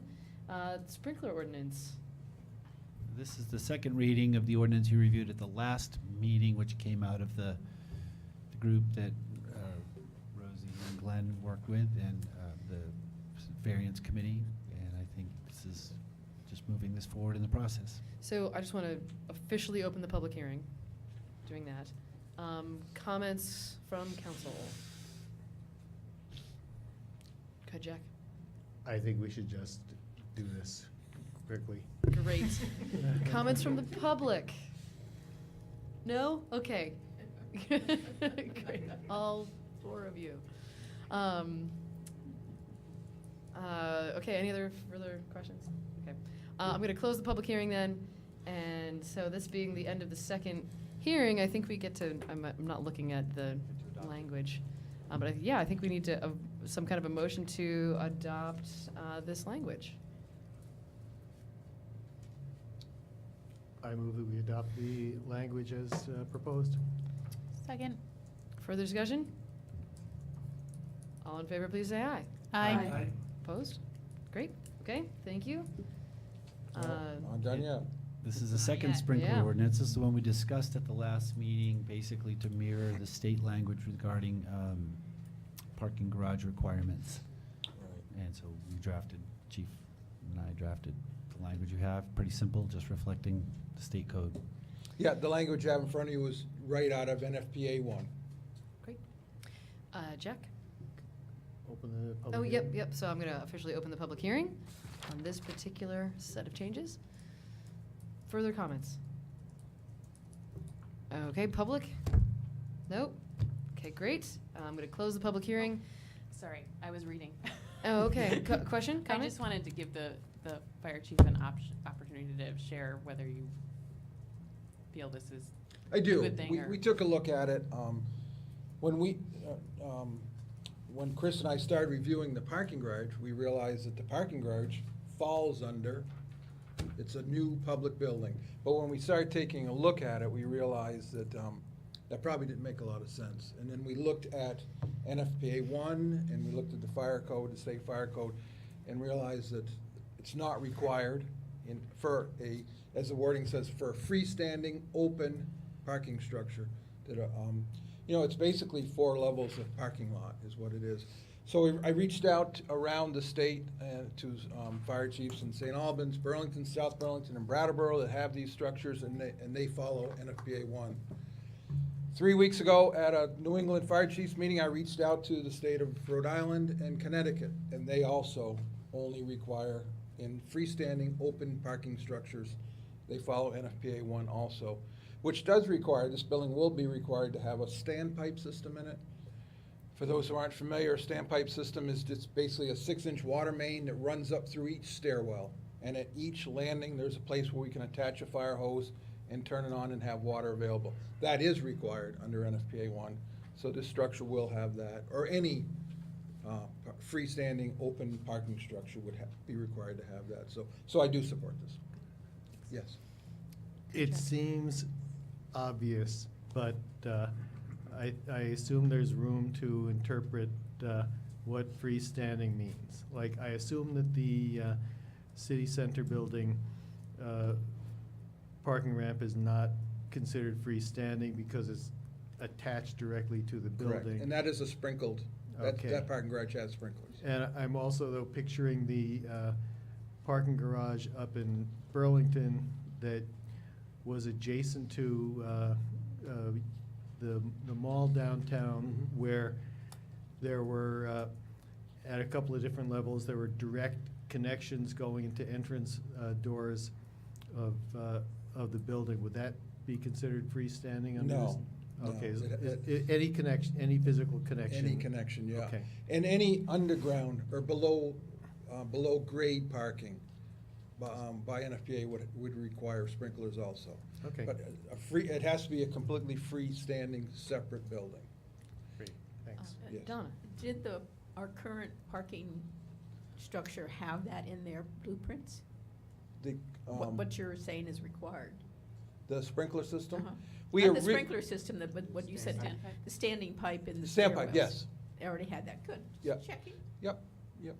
Yeah, the architect knew, he knew the code. He knew it was required, yeah. Great, further comments? Okay, I've already closed the public hearing. So we're going to set the Second reading for second next week. reading for next week. Do you think we need a motion for that? I would move that we set the second public hearing for, is next week enough Yep. The time? 19th. It is, okay. I would move that we set it for our next meeting on December 19th. Second. Further discussion?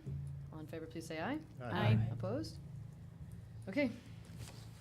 Great, thank you. Thank you. And some parking ordinance changes. Parking. Still on the agenda. Thank you. Good evening. Moving right along. Moving right along.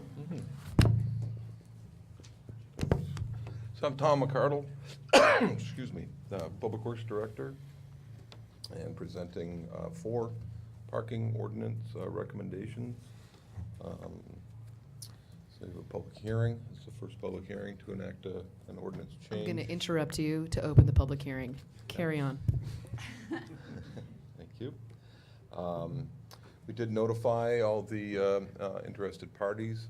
We believe we did through mailings, posting on the website and newspaper.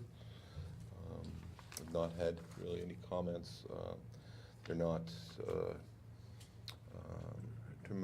tremendously impactful. The streets that are involved, I'll go through them. Mather Terrace is pretty narrow, not wide enough to support on-street parking. This is primarily legislative session issues. So we don't have a lot of parking demand there, but when we do, we've had to post it with some signs under police order. That's a prohibition on both sides. Guernsey Avenue, same sort of thing. Primarily visitors of the street. Delivery vehicles as well, we'll need to accommodate them. That will be allowed on one side, I believe is the way we did this one, with some intersection clearance. Berry Street, this kind of goes back to the old days when there was a market there. We've had limited parking, short-term parking there in the past. It was removed, and now it's back again. So it's consistent with city practice to address that. Police have identified long-term parking there, so this is kind of the overflow for our parking, unmetered parking in this area, taken up by long-term parkers, so this will help a business. And the last one is just truly a housekeeping matter. Baldwin Street was modified through a project, taking out several irregularities. It's a consistent width. We don't need the seasonal change, and it's now included in the winter parking ban under the event-based ordinance. So that's just a brief summary of the 4 ordinances, and accept for questions. Ashley. So with regard to the Berry Street change, I'm just curious why 6 a.m. to 9 p.m.? Because I don't think that we have any parking enforcement that late. I mean, I know law enforcement can write the ticket. It just seems like if all the other parking goes into effect at 8 a.m., I mean, I understand maybe 7 a.m. because I think the bakery may open at 7 a.m., but after work, I mean, if you're a resident in that area, and full disclosure, I used to live diagonally across the street from there and sometimes had to park on Berry Street. I appreciate that it would be desirable, see someone, I mean, somewhere 6 a.m. came from, but you don't have to move your car from the city lot if you have to park there until I believe 7 a.m., is that right, or 8 a.m.? If there's a parking ban. So I guess my request would be that either we change those hours, you know, from maybe 7 to, what's the parking meter, 5? Can I interrupt you? I appreciate that you asked, Yes. my friend. Yes, feel free. I really appreciate the ask. You're the first person all week who's asked if they can interrupt me. Well, I want to stop you because the way I read that, and I appreciate your interpretation, but the way I read that, it applies to specifically to the parking at 203 to 5 and 207 Berry Street, where that 6 a.m. to 9 p.m. Restriction applies. This is a separate, and I can see why you would interpret it that way. It wasn't intended to be that. I added it to Berry Street because we already had a Berry Street section. Perhaps a better move would be to either add the time to that as being a time period that the council suggests, or create its own section so that it's separated from that. But that 6 a.m. to 9 p.m. applies to the other piece, not this one, the new one. Hold on. I don't know that I followed you. Reading that's one sentence, 15-minute limited parking. Yes, is also provided on. Situated at this location from 9 a.m. or 6 a.m. to 9 p.m. Then it's a new sentence, 15-minute limited parking for the 2 spaces at 78 Berry Street, where no time period during the day applies. So it's a separate sentence. I see.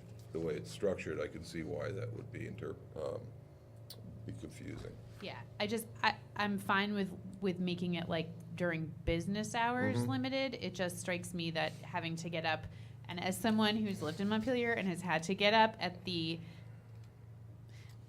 wee hours, that was hard to find a replacement for what I wanted to say. It's, you know, when it's like negative 10 degrees out and you have to go move your car at 5:45, there is nothing worse than the sight of me going to move my car at 5:45 and it's negative 10 out. And so I want to be mindful that the council also exempted that area from having required parking in the zoning. And so there are lots of units in that area that don't have parking, and residents need those spots. And I appreciate that we need to be mindful of business operations too.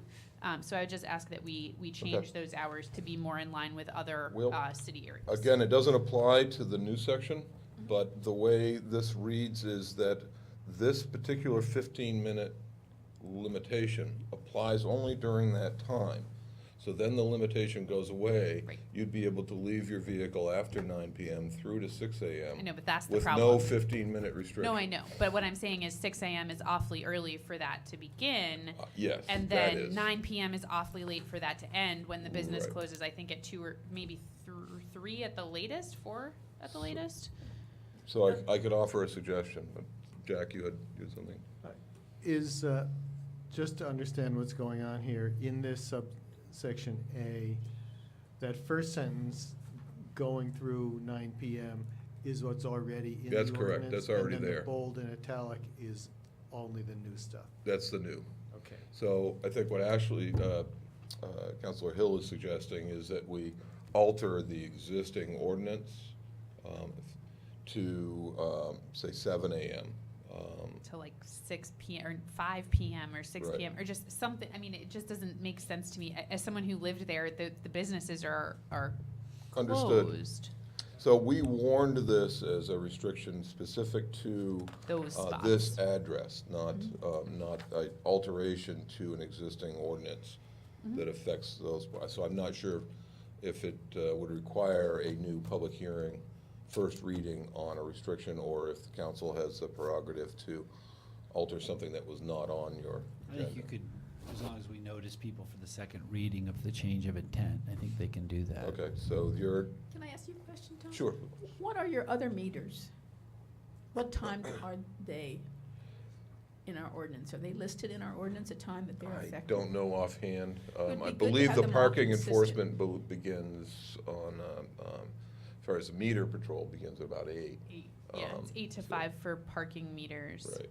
Right, but for other things, so I thought you started earlier because patrol came by. That's right. And get people to move. Yeah, And so 7 a.m. is it's, when- it's not just by the foot patrol. That's correct. It would be good to have it consistent with what the other ones say, I think. You are perhaps right. That, again, wasn't the intent of this ordinance, but perhaps there is some other house cleaning that needs to be done. I think is, if I understand what you're saying correctly. So I don't know what the date of this goes back quite a ways. Great. I think we have a So- comment or question. Yeah. Since this is a public hearing, I live right off that street, and I don't really know what meters are what, and in general, I assume no one else does. Councilor Hill's really well put what my concerns would be, but I prefer to just be consistent. And so I just wanted to have a second voice for that. Thanks. Thank you. This is not a metered area, so this is reference to, but I understand your point. Yeah. Yep, Right. understood. I don't want to have to wake up. That's really. I don't blame you there. That's the bottom line. Listen, I totally get it. I have been that person, like, getting out there first thing. It's not a pretty sight for anyone. Where is 203? Is that Berry down near Street. the market? It's down ISO. It's 82 is where we're at Nelson Street, so it would be, I I'm wanna thinking say it's near the the little convenience that's store. what I'm wondering, pretty sure right. that's where it is, because I was at 178, and then that was Okay. kitty corner from there, and then. Right, they've had a 15, and it could be that they're open. It till may late or have not. dated That may back be I when wanna they were say- open at 6. I think that they are open later, although I don't know if it's 9. Yeah, You but know, I think I they were at the think- time. That's what was the origin of that in that one space. I think 207 to 209 is in front of the Berry Street Market. Right, Yes. that's what we're Is that what you're Yeah, saying? that's what I'm Okay, thinking, sorry, yeah. Just to So catching it up, is- okay. So to be clear, your suggestion is that we change that to 7 a.m. Yes. and that the section, that is actually warned for 78 to 82 Berry Street, that we include a time Yes. consistent with the other? Yes. Okay. I'm fond of things being predictable and easy to read. For the, According So to, 7 a.m. to, 6 p.m.? assuming that that's what. don't know what the order is. bakery's hours are, but, Closes at 1:30 on weekdays, 2 o'clock on But I weekends. think having it consistent with other, like, I mean, we think stop traffic and, or I've parking heard 5 or 6. enforcement at Yeah. 6. But we will hear from the 5. market if they're gonna, if the market is open till after 6 or whatever, we'll hear from them, because they were pretty vocal about this Right, change they are. when they. so typically these So if they're hours open till do. 8, we might wanna. On the restrictions that support short-term parking for a specific business, it does coincide directly with their hours. So that's why I'm thinking it probably goes with the market with those times, and then it should match the bakery's hours. So we'll find out what that is. I don't know who else is looking on Google Maps, but it says 10 to 8 right now for the market. For the market. So they've Yeah. changed, and that's not uncommon. That's one of the issues with these restrictions, I guess, is that Yeah. once they're in the books, they're here for a long, long time, so.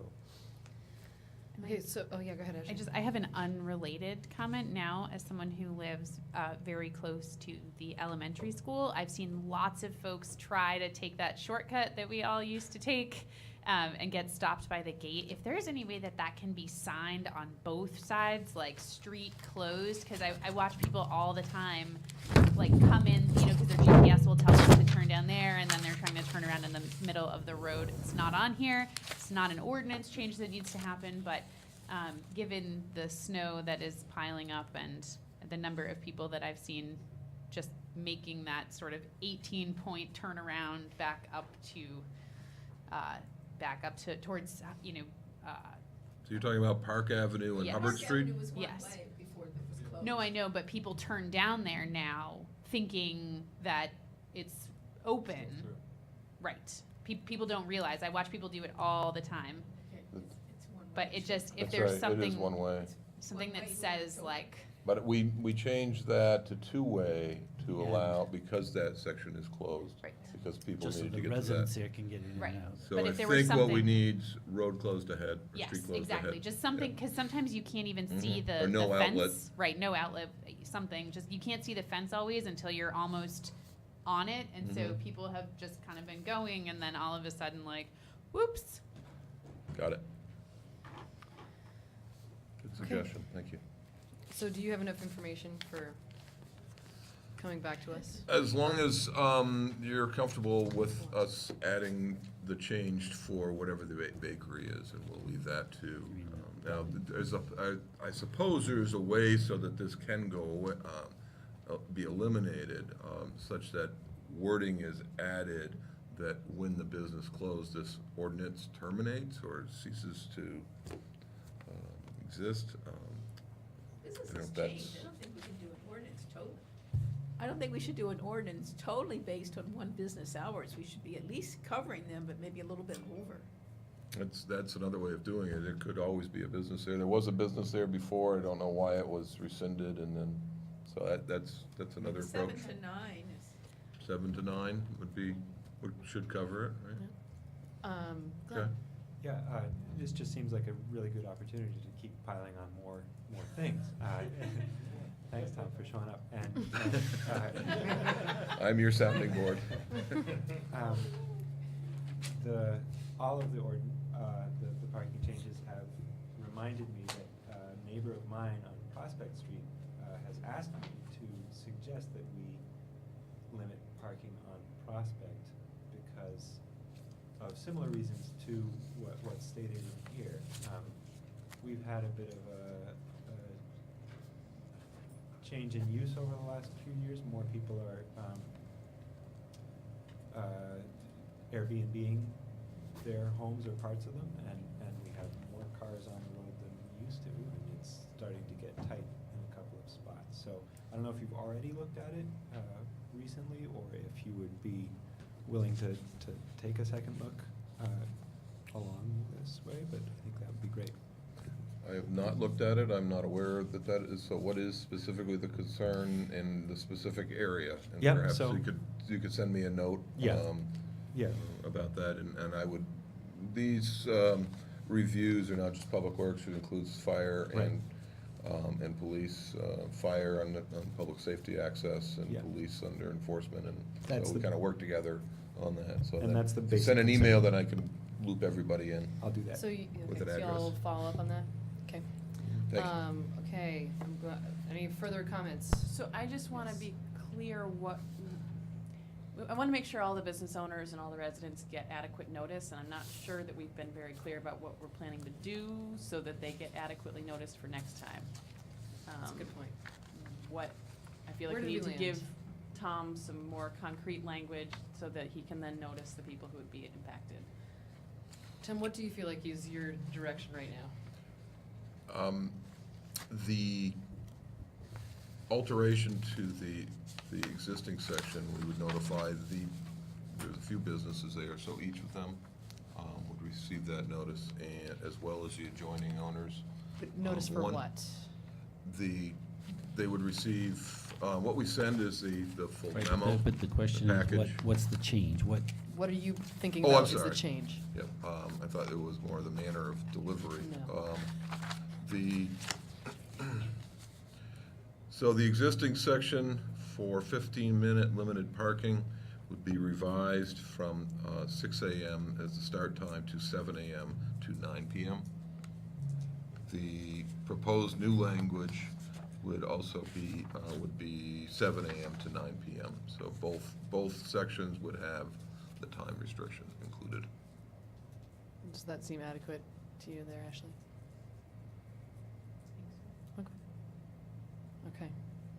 Everyone's okay with that? Okay, great, thank you. Okay, I'm gonna unless there's further comments. All right, I'm going to close the public hearing, and I think we need a motion regarding the second hearing. I would move that we set this for a second reading at the next meeting Next week. on December 19th. I'll second. Further discussion? All in favor, please say aye. Aye. Opposed? Okay. Thank you. Thank you. Thanks, Tom. And thank you for asking about interrupting. You're welcome. Okay, so we have a bit of an update on the North Branch Sure, East. so this is just a follow-up to a message I sent you earlier, and I got a copy for you. So I can go through it if you'd like. We, at our last meeting, we had a discussion about. It's okay. I need this now, but I'll hand it to you when I'm done. I just Great just question. want to refer to it, then I will hand it to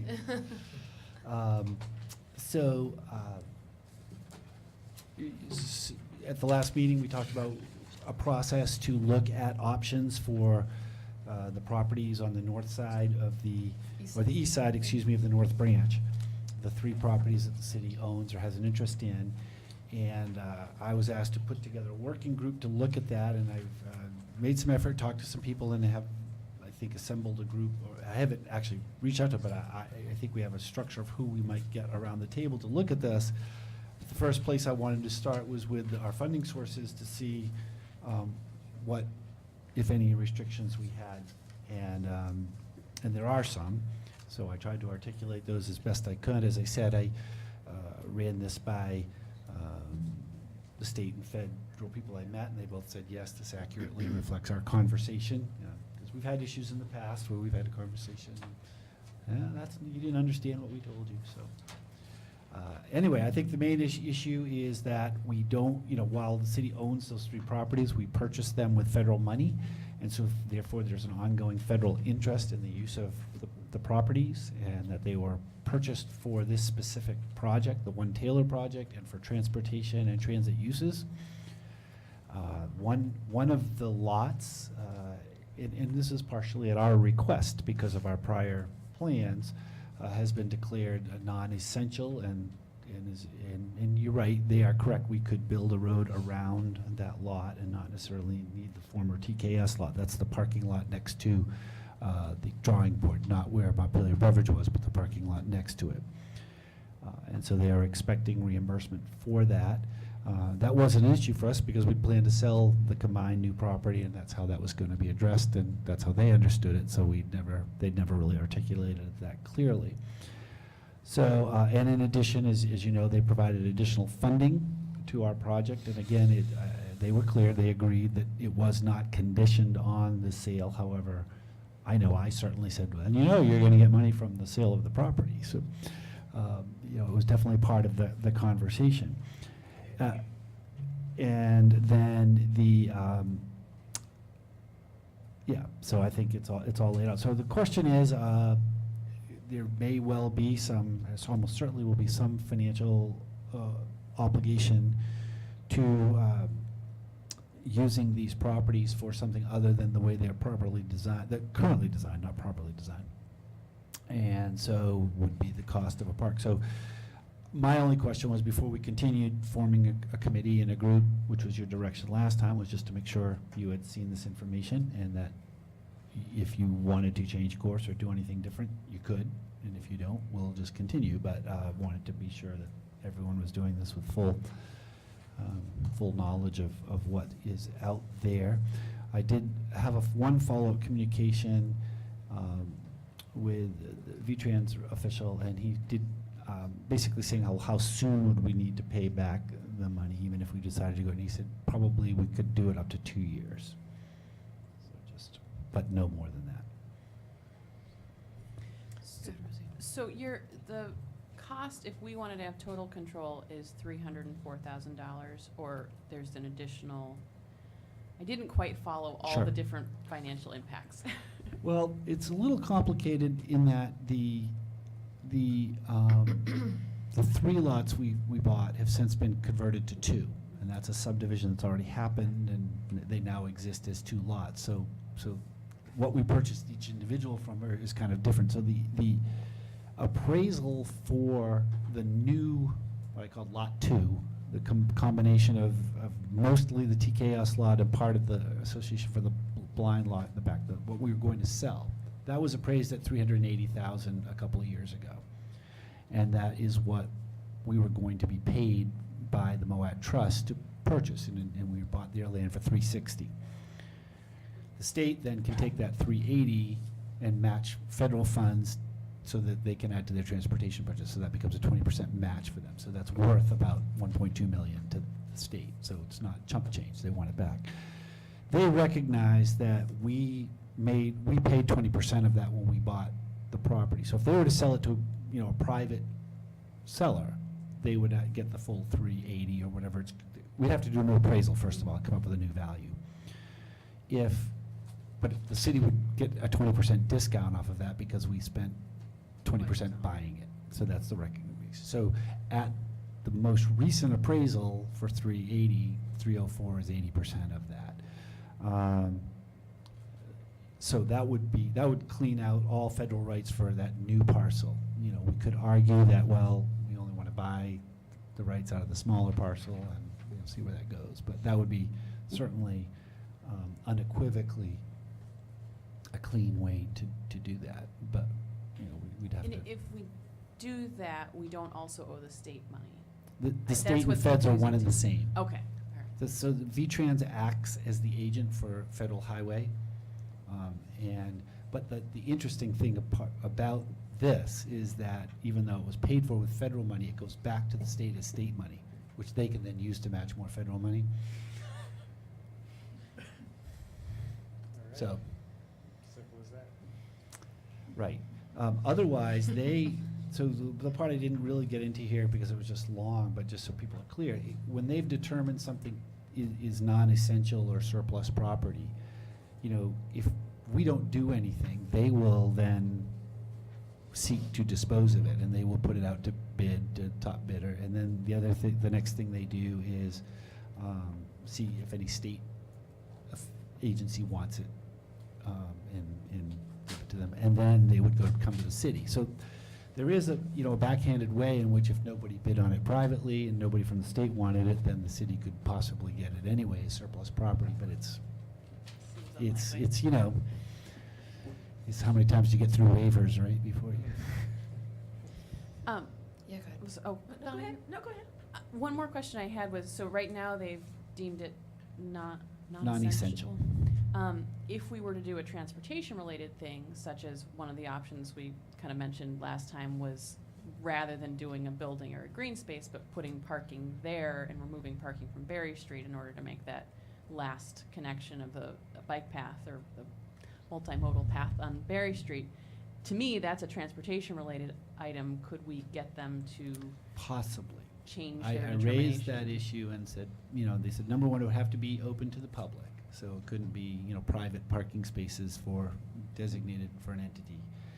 And, you know, they would, part of the issue they have, and I, you know, I get this, they're not, actually, they've been extraordinarily cooperative. I want to actually give a shout out to V-Trans and Federal Highway because, you know, we asked them to put this all together for us so we could sell this in the first place, and they were extremely helpful, and now they get that we're revisiting it, and they're trying to, they've been great about telling me what the rules are.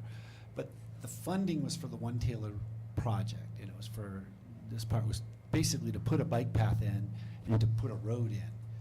And that's the sort of federal transportation interest. So, you know, they've got to somehow make sure that whatever they spend money on is consistent with that grant. And essentially, they said, you know, you could put the bike path in and you could still put the road in without having to have touched that TKS property. So it's not necessarily essential to your bike path project.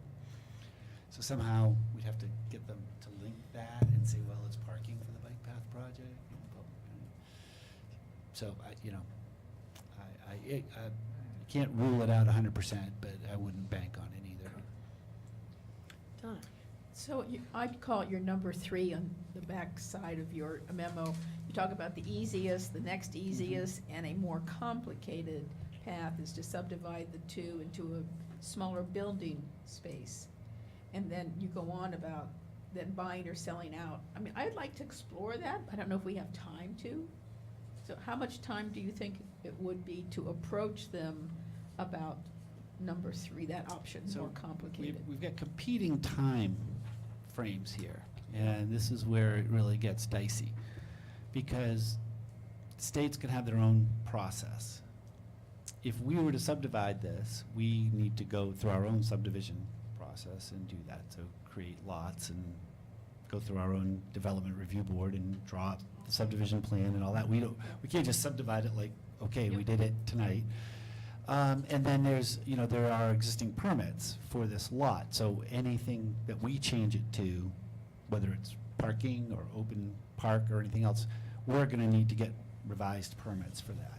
So that's that whole sort of regulatory and funding source. At the other hand, we've got contractors who are saying, we need to know what we're building soon, as soon as possible, because we're going to order materials. We're going to be, we're coming in. Fortunately, the timing of the winter is they've got to put a storm drain in and that kind of thing, which they need to do no matter what. So they're going to get that all finished and then button that up. But so in the perfect world, we have whatever it is we want to do, all of our permits lined up, and all of our funding source issues clear in time to tell them what to do in a couple of months. So it's fast. We gotta decide quickly. Do you think that's still realistic? I mean, my impression is that any of these options takes more time, unless we just don't do anything. Well, I mean, we have to do something because we've got to build a road somewhere. Right. Well, and so in a certain sense, there's like I think of it as like there's the long-term vision, and then there's the what's happening in I guess May kind of vision. One thing we could do would be is just build the road where it's designed, and not build the rest of it. The parking spaces until we sort that out, and then we will have at least done that part of it. Yeah. We know we've got a couple years before we have to pay back the interest. Right. I mean, that might be one option. But that's going to put the road closer to the river than I think people want. Donna, do you have anything further? Well, any modification of what's there to even move towards a little more green space between the bike path and the river is going to obstruct what's currently planned. Right. And there's no way to just slightly modify what they're planning to do to get closer to this. Well, so it really, it all, this all works together. So, like I said, if we built the road where it was, that's going to take out a whole bank of parking, which is going to create more green space on the river. So it's not, it's not completely changing that. The other piece is, I didn't follow that. Well, so right now, the plan calls for a road to go through, but then there's parking, I'm going to say to the left of it, on the river side of it, a whole bank of parking. And actually, this whole conversation started with a simple request of, can you take out that bank of parking? That was where we began. We said, sure, we can probably do that, or might be able to do that, and now it has turned into, let's redesign this whole lot. So, I mean, it's been evolving. So if we were to build the road as designed and leave the rest open, then we could maybe then figure out what we're going to do with the rest of it. It would create more green space. I mean, I know ideally they'd like the road to be moved even further away. The issue that comes up is if selling this for a private use is in, one of the things that we need to understand is how important the parking is on site there. And I actually asked Laura from MDC to see if she could research that, because we didn't have the capacity, and talk to some of the developers. And I did speak with the folks that were involved in the prior project, and they said they could not have gotten financed if they were not controlling the on-site parking. And the other piece, which again, we can accept this or not and agree with it or not, but the other piece is that the cost of building a new building requires someone to get top of the market lease rate just to get a return.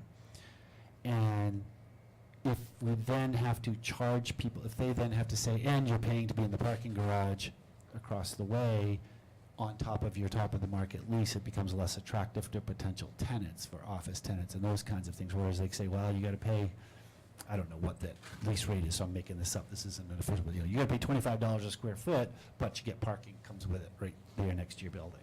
And they say, oh, well, okay, well, that's worth the extra money because I've got this beautiful brand new office and it's convenient.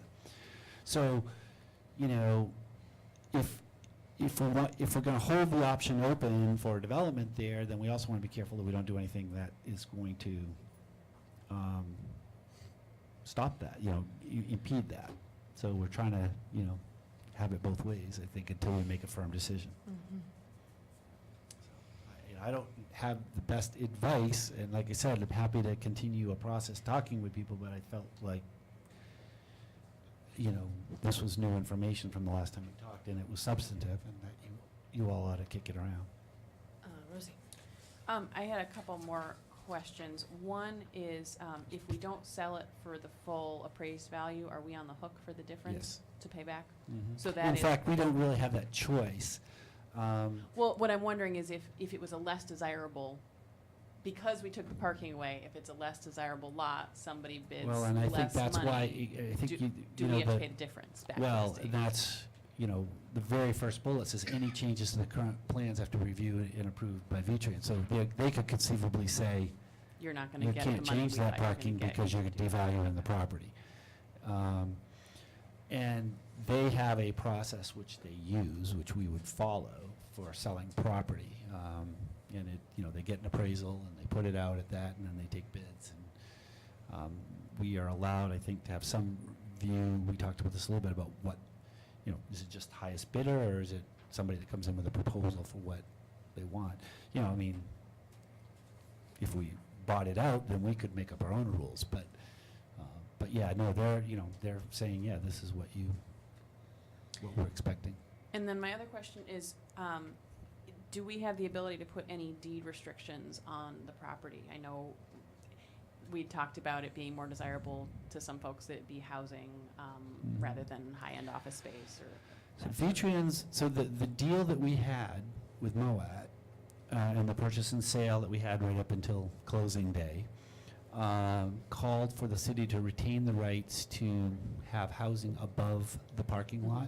So we had the air rights to build that. I mean, obviously not the city ourselves, but to negotiate that, as long as obviously that new housing wouldn't be able to use the parking down below, because it would be. And so, and the state was aware that that was in that deal. So that's effectively a deed restriction. Well, on it that. was in that deal. It's not Right. now necessarily, but they knew that that was part, and I believe that was factored in the appraisal. That is listed in the appraisal. That is that and the road, permanent easement for the road crossing and all that is part of the value of the property. It's not just an open property. It's got public uses related to it. So I don't know if we can, it's one thing for us in a private transaction to say that whether or not we can tell the state and feds we want to reserve this right, but maybe that would be a good way out of it too, would be to say, I don't know. I don't have an answer to that. I'm going to say we tried before. Further comments, questions? I mean, go for it. I keep talking, but I don't want to jump in on anybody else. But my feeling is that I guess I'm leery of paying $300,000 for a small patch of green space there. I am interested in, we've discussed all these other options, and I am interested in exploring those a little bit further, because I think that green space isn't the only option. And I think there was some public perception after that session that was the only thing that we talked about, but I think there are other options, and I'm still curious in finding out what those are in the limited time we have. But I'm not sure I can justify that amount of expense plus the ongoing lack of income that we would have from the property taxes for just a small amount of green space. I don't know how others feel, but that's for that particular option, that's where I'm feeling. Jack? I received an email from a community resident, I think everyone did, saying, well, it seems like everybody's doing into this green space thing, and so it's a foregone conclusion, and so why should we even bother with the city manager's discussion process. And my reaction was that I'm not sure that that's really true. You know, I didn't see it as I'm all on Team Green Space at this point, much as I value green space. I see the multiple public goods that could go here. So given that this new information probably alters the considerations, I still think it's worth having the manager convene this group to talk about it a little bit. Glenn? I don't know if I can justify spending $300,000, but I really want to, and I think that I am definitely still on Team Green Space as much as I can be, and I think that I'm confident that there are a significant number of residents, at least, who are also in that direction. This is. I was unhappy to see that this is a kind of stumbling block in the way of the plans or the ideas, let's say, that I already really got pretty excited about, and I can see that it does make it a lot more difficult, but I'd like to keep pushing if we can for that, something like that original idea. I too am strongly in favor of green space, and to me $300,000 is a lot of money, but it's a question for me of what, well, one, I'm going to be a little selfish and say what I want my legacy to be as a city council member is creating a space in downtown Montpelier where everyone can be. I know that Pocket Park is going away, I assume, because we haven't received any counter proposal from the landowner. Which is incredibly frustrating on many levels. But, you know, $300,000 for a green space that literally everyone can enjoy versus high-end, you know, commercial realty. I appreciate the need for commercial space, but we also have a whole bunch of buildings in Montpelier that have open commercial space right now, and we've had a hard time filling those spaces. So to me, green space is the way to go, and $300,000 it is a significant price tag, but it's the kind of thing I think that will yield a more significant social return than creating more high-end office space with prime parking. Thoughts? All right, well, so I'm going to jump in here and say that I think, I mean, one of the things that I'm really hopeful for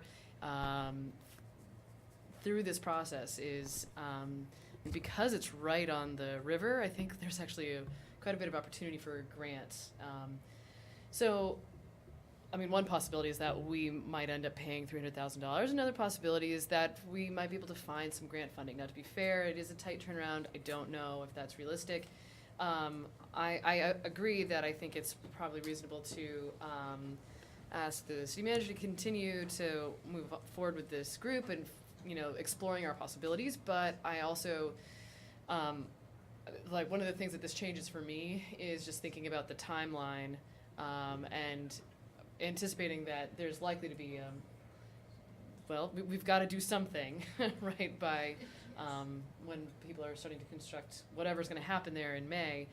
But that may not ultimately be what we want there, and that's okay. So I guess I would just, you know, put the ask out there that the crew consider what is the short-term and long-term plans, and I want to stay open to, I mean, I do prefer green space, but I am certainly open to, if that's not the right solution, like, I want to be open to that possibility. So, yeah, go ahead, John. Well, I'm done. I thought we were still going to be a bit on the hook for the 300 and whatever money we owe the feds towards the space that's not going to be the building. Whether we sell that space or not, we owe them the money, unless we do something that definitely makes it transportation. So it's not just a green space costing us this money, okay? And I felt the green space with some light parking at least would give us flexibility to still look at in the future, maybe having a building there that isn't so dependent on parking. So I want that clear. It's not just the green space costing us money. We owe the feds back because we have changed a use. And I guess I have to sort of separate those two. That's I fair. felt the green space with some parking and putting the road where this drawing had it gave us more flexibility. And if it doesn't, then I'd want to put the road where it gives us the most flexibility. And then if we have the 2 years to pay AOT back, then let's really seriously explore what we want to do in the next 6 months. Is that viable, Bill? Sure. Everything's viable. Any other different comments? Yes. Just to point out that it may not be, the price tag may not be 300,000, it's 300,000 plus $40,000 a year in tax expenditures, taxes that we might have collected from this property.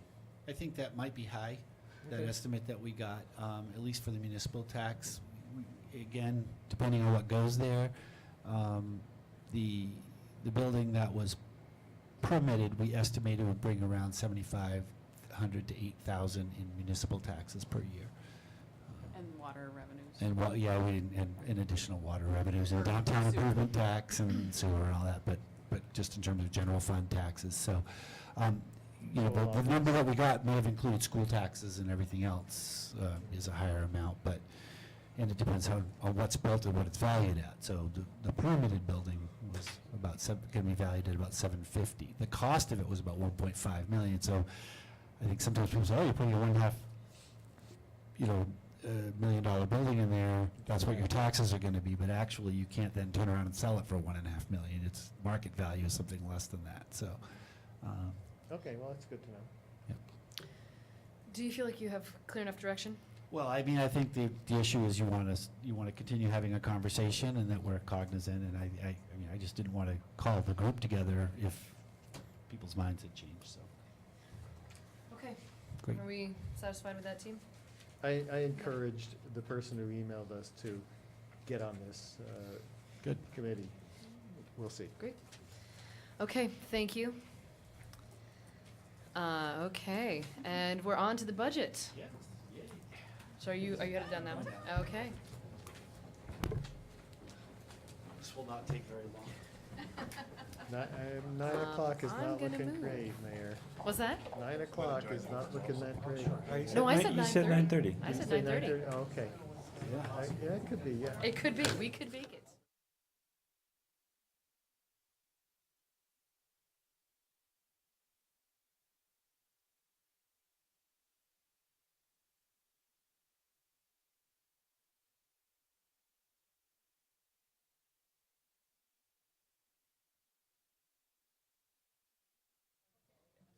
It's gonna take a second to warm up anyways.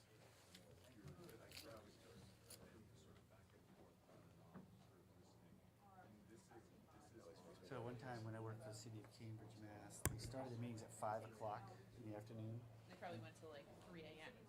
So, not always. And they had a room like where Sue's office is.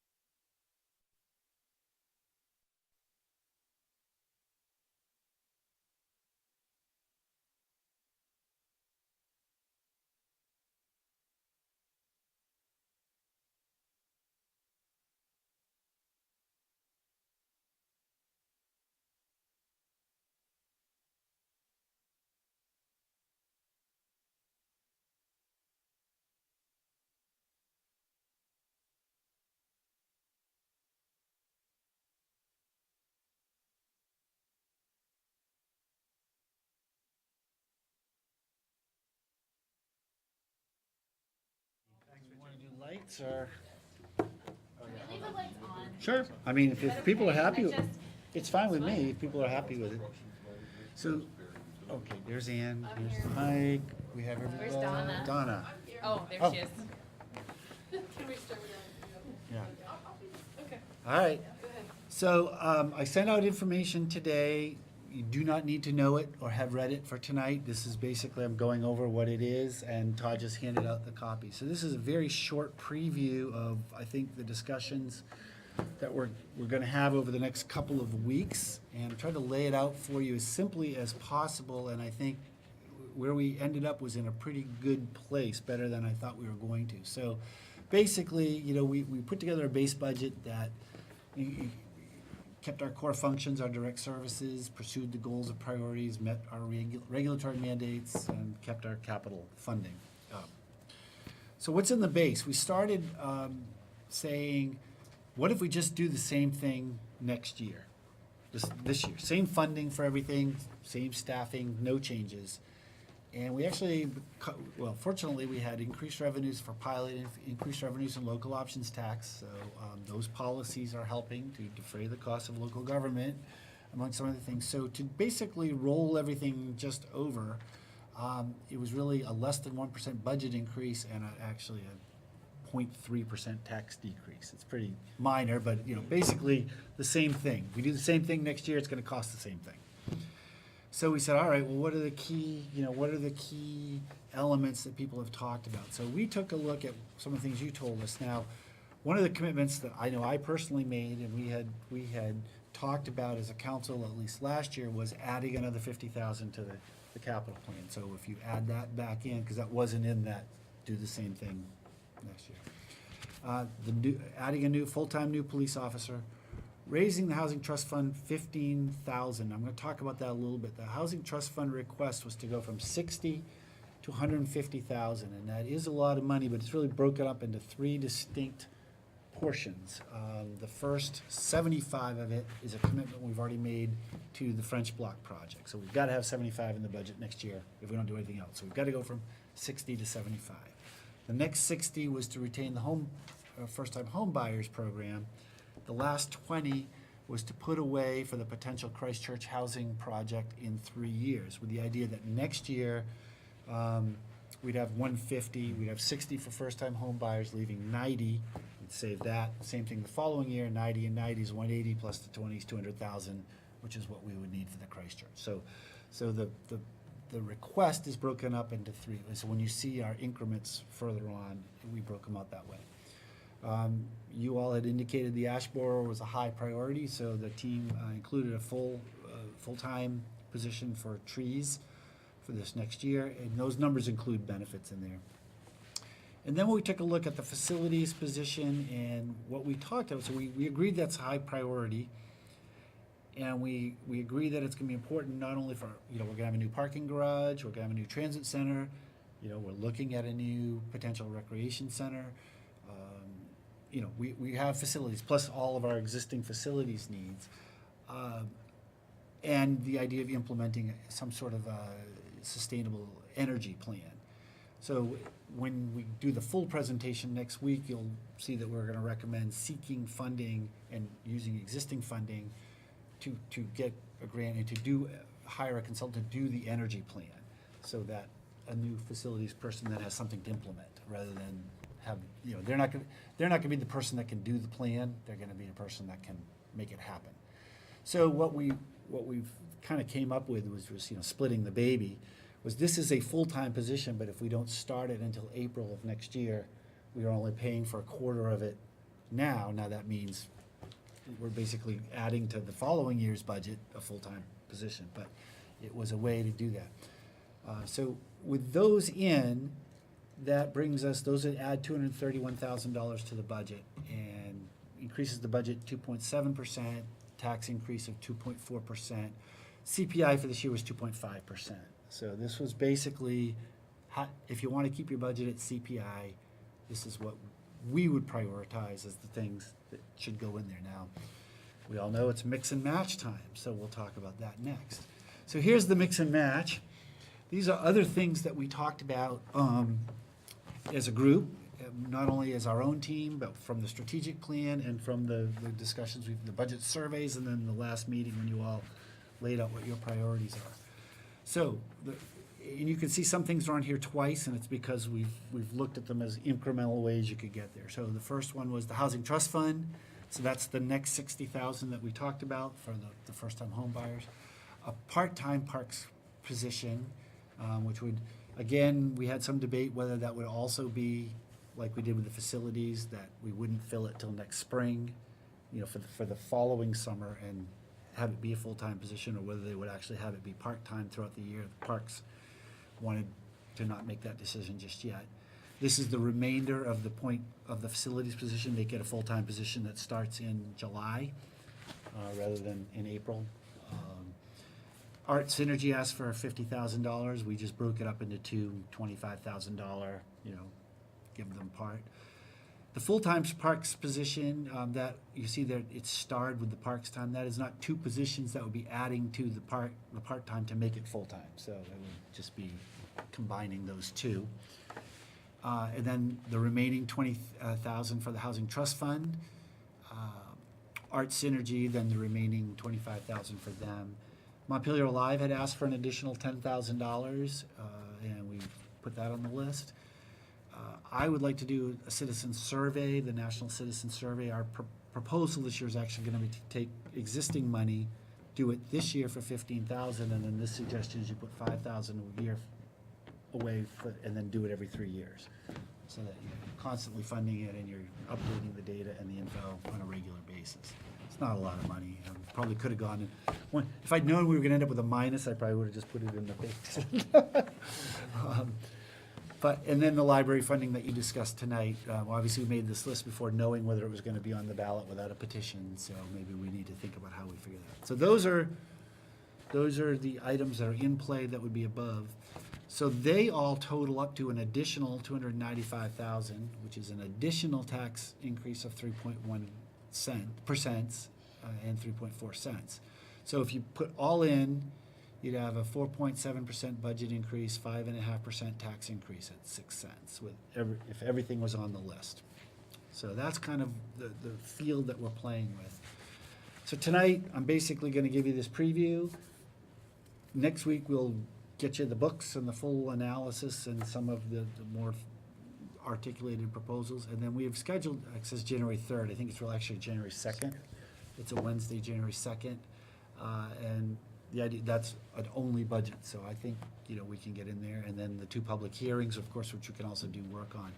And I mention this only because we do have full agendas on the 19th, and we will have agendas on the 9th and 24th. Budget isn't the only thing on those agendas. So really the workshop day is the one that we really have devoted to it. Now, given the numbers and the amount of talk, I don't know that we'll need more than that.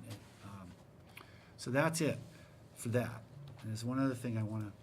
So the other thing we sent you tonight was your way of looking at this. So let's see if I can find what I'm looking for. Hold on. No, that's not it. We have these computers that aren't ours. So. This is that Excel sheet, right? Yes, the Excel sheet, and I want to just show that to everybody. That's not, I don't know whose that is. Where would that be? It's on this, I know. Okay, here we go.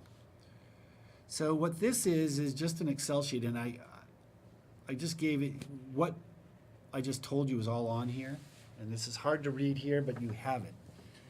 So basically what this is showing you at the top is just the summary that I told you. Here's the lines that you have and the base revenues. So, and then the next blocks here are just giving you an example of things that are included in that base budget. Now, there is one increase. I said everything was funded the same. The Montpelier Community Fund, actually, they just came through with awards of $124,500. That's up from $115,500. However, last year, that $26,000 that was petitioned, those people all got funded. So that's up 9, but the ballot articles are down 26. So we take that trade anytime. So that was the one difference. And the other item is, of course, there's zero for Central Vermont Public Safety Authority, which was another contributor. So you can just get a sense of what's in the budget. Then below are the list I just went through, so you can see what those base ads, and then here comes the fun part. We don't usually mix fun with budget. Yeah, This right. is actually kind of fun. That is really cool. So what you have here is these are the add-ons, and if you decide that you want to increase the housing trust fund, you just put a little X there and hit enter, and it's going to add it to the budget. It's going to add it to the tax rate and show you, and then the cumulative at the bottom, and you'll see how currently the base budget at this property value, 228, which is the median home value, it goes up $60. Well, now it's going to go up $76 because you added that. You can also add your own home value in there if you want to see or try different values if you're interested at what it might affect you at different things. But anyway, all you have to do if you want to add is put X's in here. So let me see. I'll do it. And so that is the spreadsheet. So like I said, if you max it out, and then, so that allows you to mix and match. Now, the other thing that you can do also is, of course, go up above and delete anything here if you want to take out. You might want to put it on the side because it doesn't have that same X function. So just remind yourself that it was 50,000. So if you want to add it back in, that you know what the number is. We didn't get that advanced. And obviously, if you want to take something out from above, at least make a note of it. And our thought was, this gives you folks a week to play with this and on your own and see and decide what combos you have. And next week, we'll do the full presentation, and then maybe we can just get a sense of where everybody's at by using this tool, and then really sort it all out on the second. So Now, I have a question. Yes, sir. On my tablet here, this synopsis is showing up as read-only. yeah, you can still, so you should still be able to do it. If you can't, we'll fix So it. probably what you need to do, because as an attachment, it is probably read-only, then you need to like open Enable, it with, yeah. Either download it into Excel or open it with Google Sheets, and then you should be Yeah. able to edit it Okay. File and save to play with as it. Or something. Right. It'll make it But if there's any problem, that would be happy to help out with. This is Okay. my favorite thing. Can we make this available to the public? We're gonna put it on the website tomorrow. Yeah, that, so we did discuss making it available to Yeah. the public. So people can do just- the same. This is a completely unlocked version that you're seeing, Right. and so the formulas and everything could be changed and tweaked, so we're just gonna tidy up that presentation so we don't end up with a lot of different versions. But yeah, we weren't really gonna do it as a game, like that kind of thing, but we'll at least put it out so people can be. But it kind of is. Kind of is. No, but I mean, yeah, so maybe next year we'll have a more robust Yeah, it'll be budget better game. next year, I promise. It'll get better. I don't So, know. well, because you should be able to, but anyway, it kind of gives you a synopsis of the general budget. Now, what it doesn't give you, of course, is everything that's in this, right? The top budget, the base budget, when we talked about services. And we don't expect you to take our word for it that it's just the same. So that is why you have these detail sheets. They're not the most interesting things in the world, but if someone wants to see, what's in the fire department budget or the police department budget and wants to know why salt is up or those kind of things, that's in there, or the fuel, what our assumptions were, we didn't want to, we want to make sure that's out there. And again, we'll explain more of that with the budget book. I'd say the other main thing that we want to, so that's really all we have to talk about tonight. We're happy to answer any questions about any of it. We're happy to, if you guys want to make all your decisions right now, we're happy to do that and be done with it.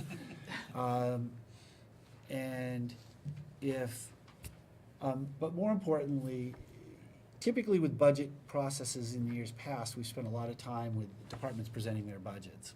And I've actually pushed very hard for that because at least sometimes in years past, councils weren't that interested in hearing from the departments. I feel like you all spent an inordinate amount of time this year visiting all the departments and talking with them and learning about their operations and really getting acquainted.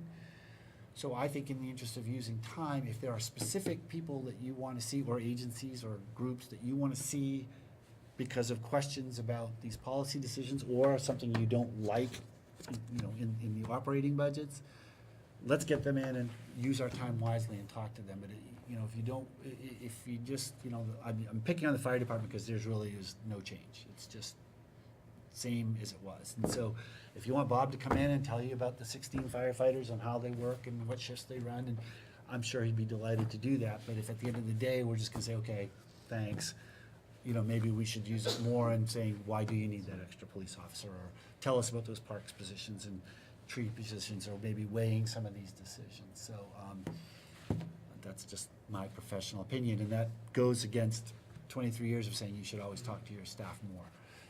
But I just feel like you folks made a huge effort this year to do that, and they all appreciate that. So I think Connor actually has pending charges possibly, or from an overnight, so. That's going above and beyond, right? Yeah, that's right, room and board. So if there are any questions, Todd or I, and Todd really did a great job on this, putting the budget together. Our staff really did a great, you know, every year we do that budget, group budget, it gets a little smoother, a little better, a lot of trust in the room. And we tried to reflect what you told us, but also we felt it was important that you saw a base budget at CPI, so that if that was anyone's desire, that was a place to start from.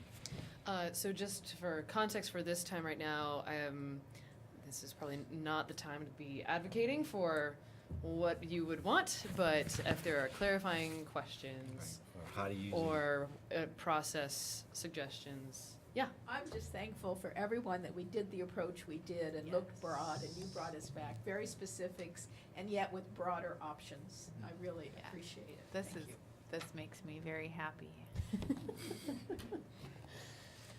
Marvelous. Yeah, I'm really excited about this spreadsheet. I mean, I know that's been said, but I didn't say it. I'm very excited about it. I'm excited Well, to share it with the public. And so you'll all have great holidays because you'll have your budget books next week on the 19th and your spreadsheet, and you can spend your holidays looking at budgets and playing with spreadsheets. Yeah, that's We fine. can fix them up if you want more options, right? So I do have a clarifying question related to the .25 facilities person. Number one, I would really love to work in energy into the title of that, because that is why I'm going to support it. So just want to make sure that that's really clear. Yes, they're taking care of energy, or not energy. They're taking care of the facilities, but also particularly the energy aspects of our facilities. So that's not really a question. That's really just a comment. An order. Yeah. Yep.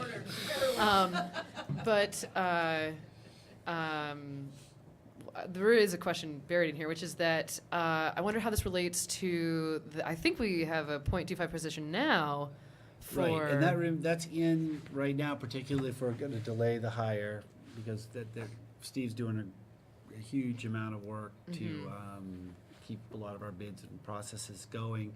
I'm glad you actually made that comment or asked that question in a comment fashion. Yeah.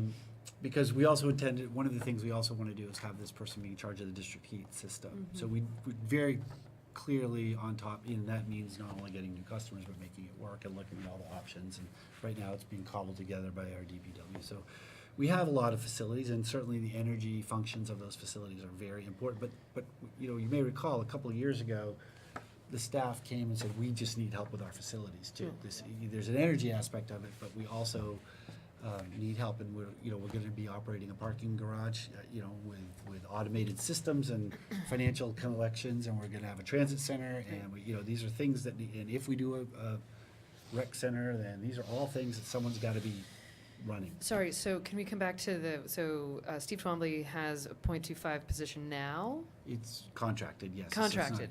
So that's still in the budget for next year. That's still in the budget for next year. So this is sort of on top of. For next year, at least, because the anticipation is we're not hiring till April. Okay, and we'll be doing the energy planning before then. Would be that potentially in the future we could combine those two pots of money. Yes. Okay. Great. That was my clarifying question. Others. I realize nobody has any detail to have looked at, so I don't. But if there's general questions about anything, I'm happy to answer. Otherwise, we'll get out of here before 9:30. I know, right? That would be amazing. Perhaps if there are further questions, you can just email. Yep. And of course, again, this will be on the agenda next week. And again, because we have a full agenda, it'll probably be another brief. I'll give you a quick presentation overview of the budget, but that's. The goal is to send you into the holiday break with the documents, the spreadsheet, the ability to contemplate the budget process, and all of that. But any feedback that you have, if just from this week, if you've already had a chance to weigh things, then it might be good to see where everyone's at too, just so we can be running numbers. Next week, yeah. So great, sir. Don't need my skis, don't need my snowshoes, don't need my skates. Got it all right here. We're all set, that's right. Okay, so any further questions Anything about this for at this Excel? point, about the budget at this point? Anybody needs any help with this Okay. spreadsheet, please call either of us. Okay, Yeah.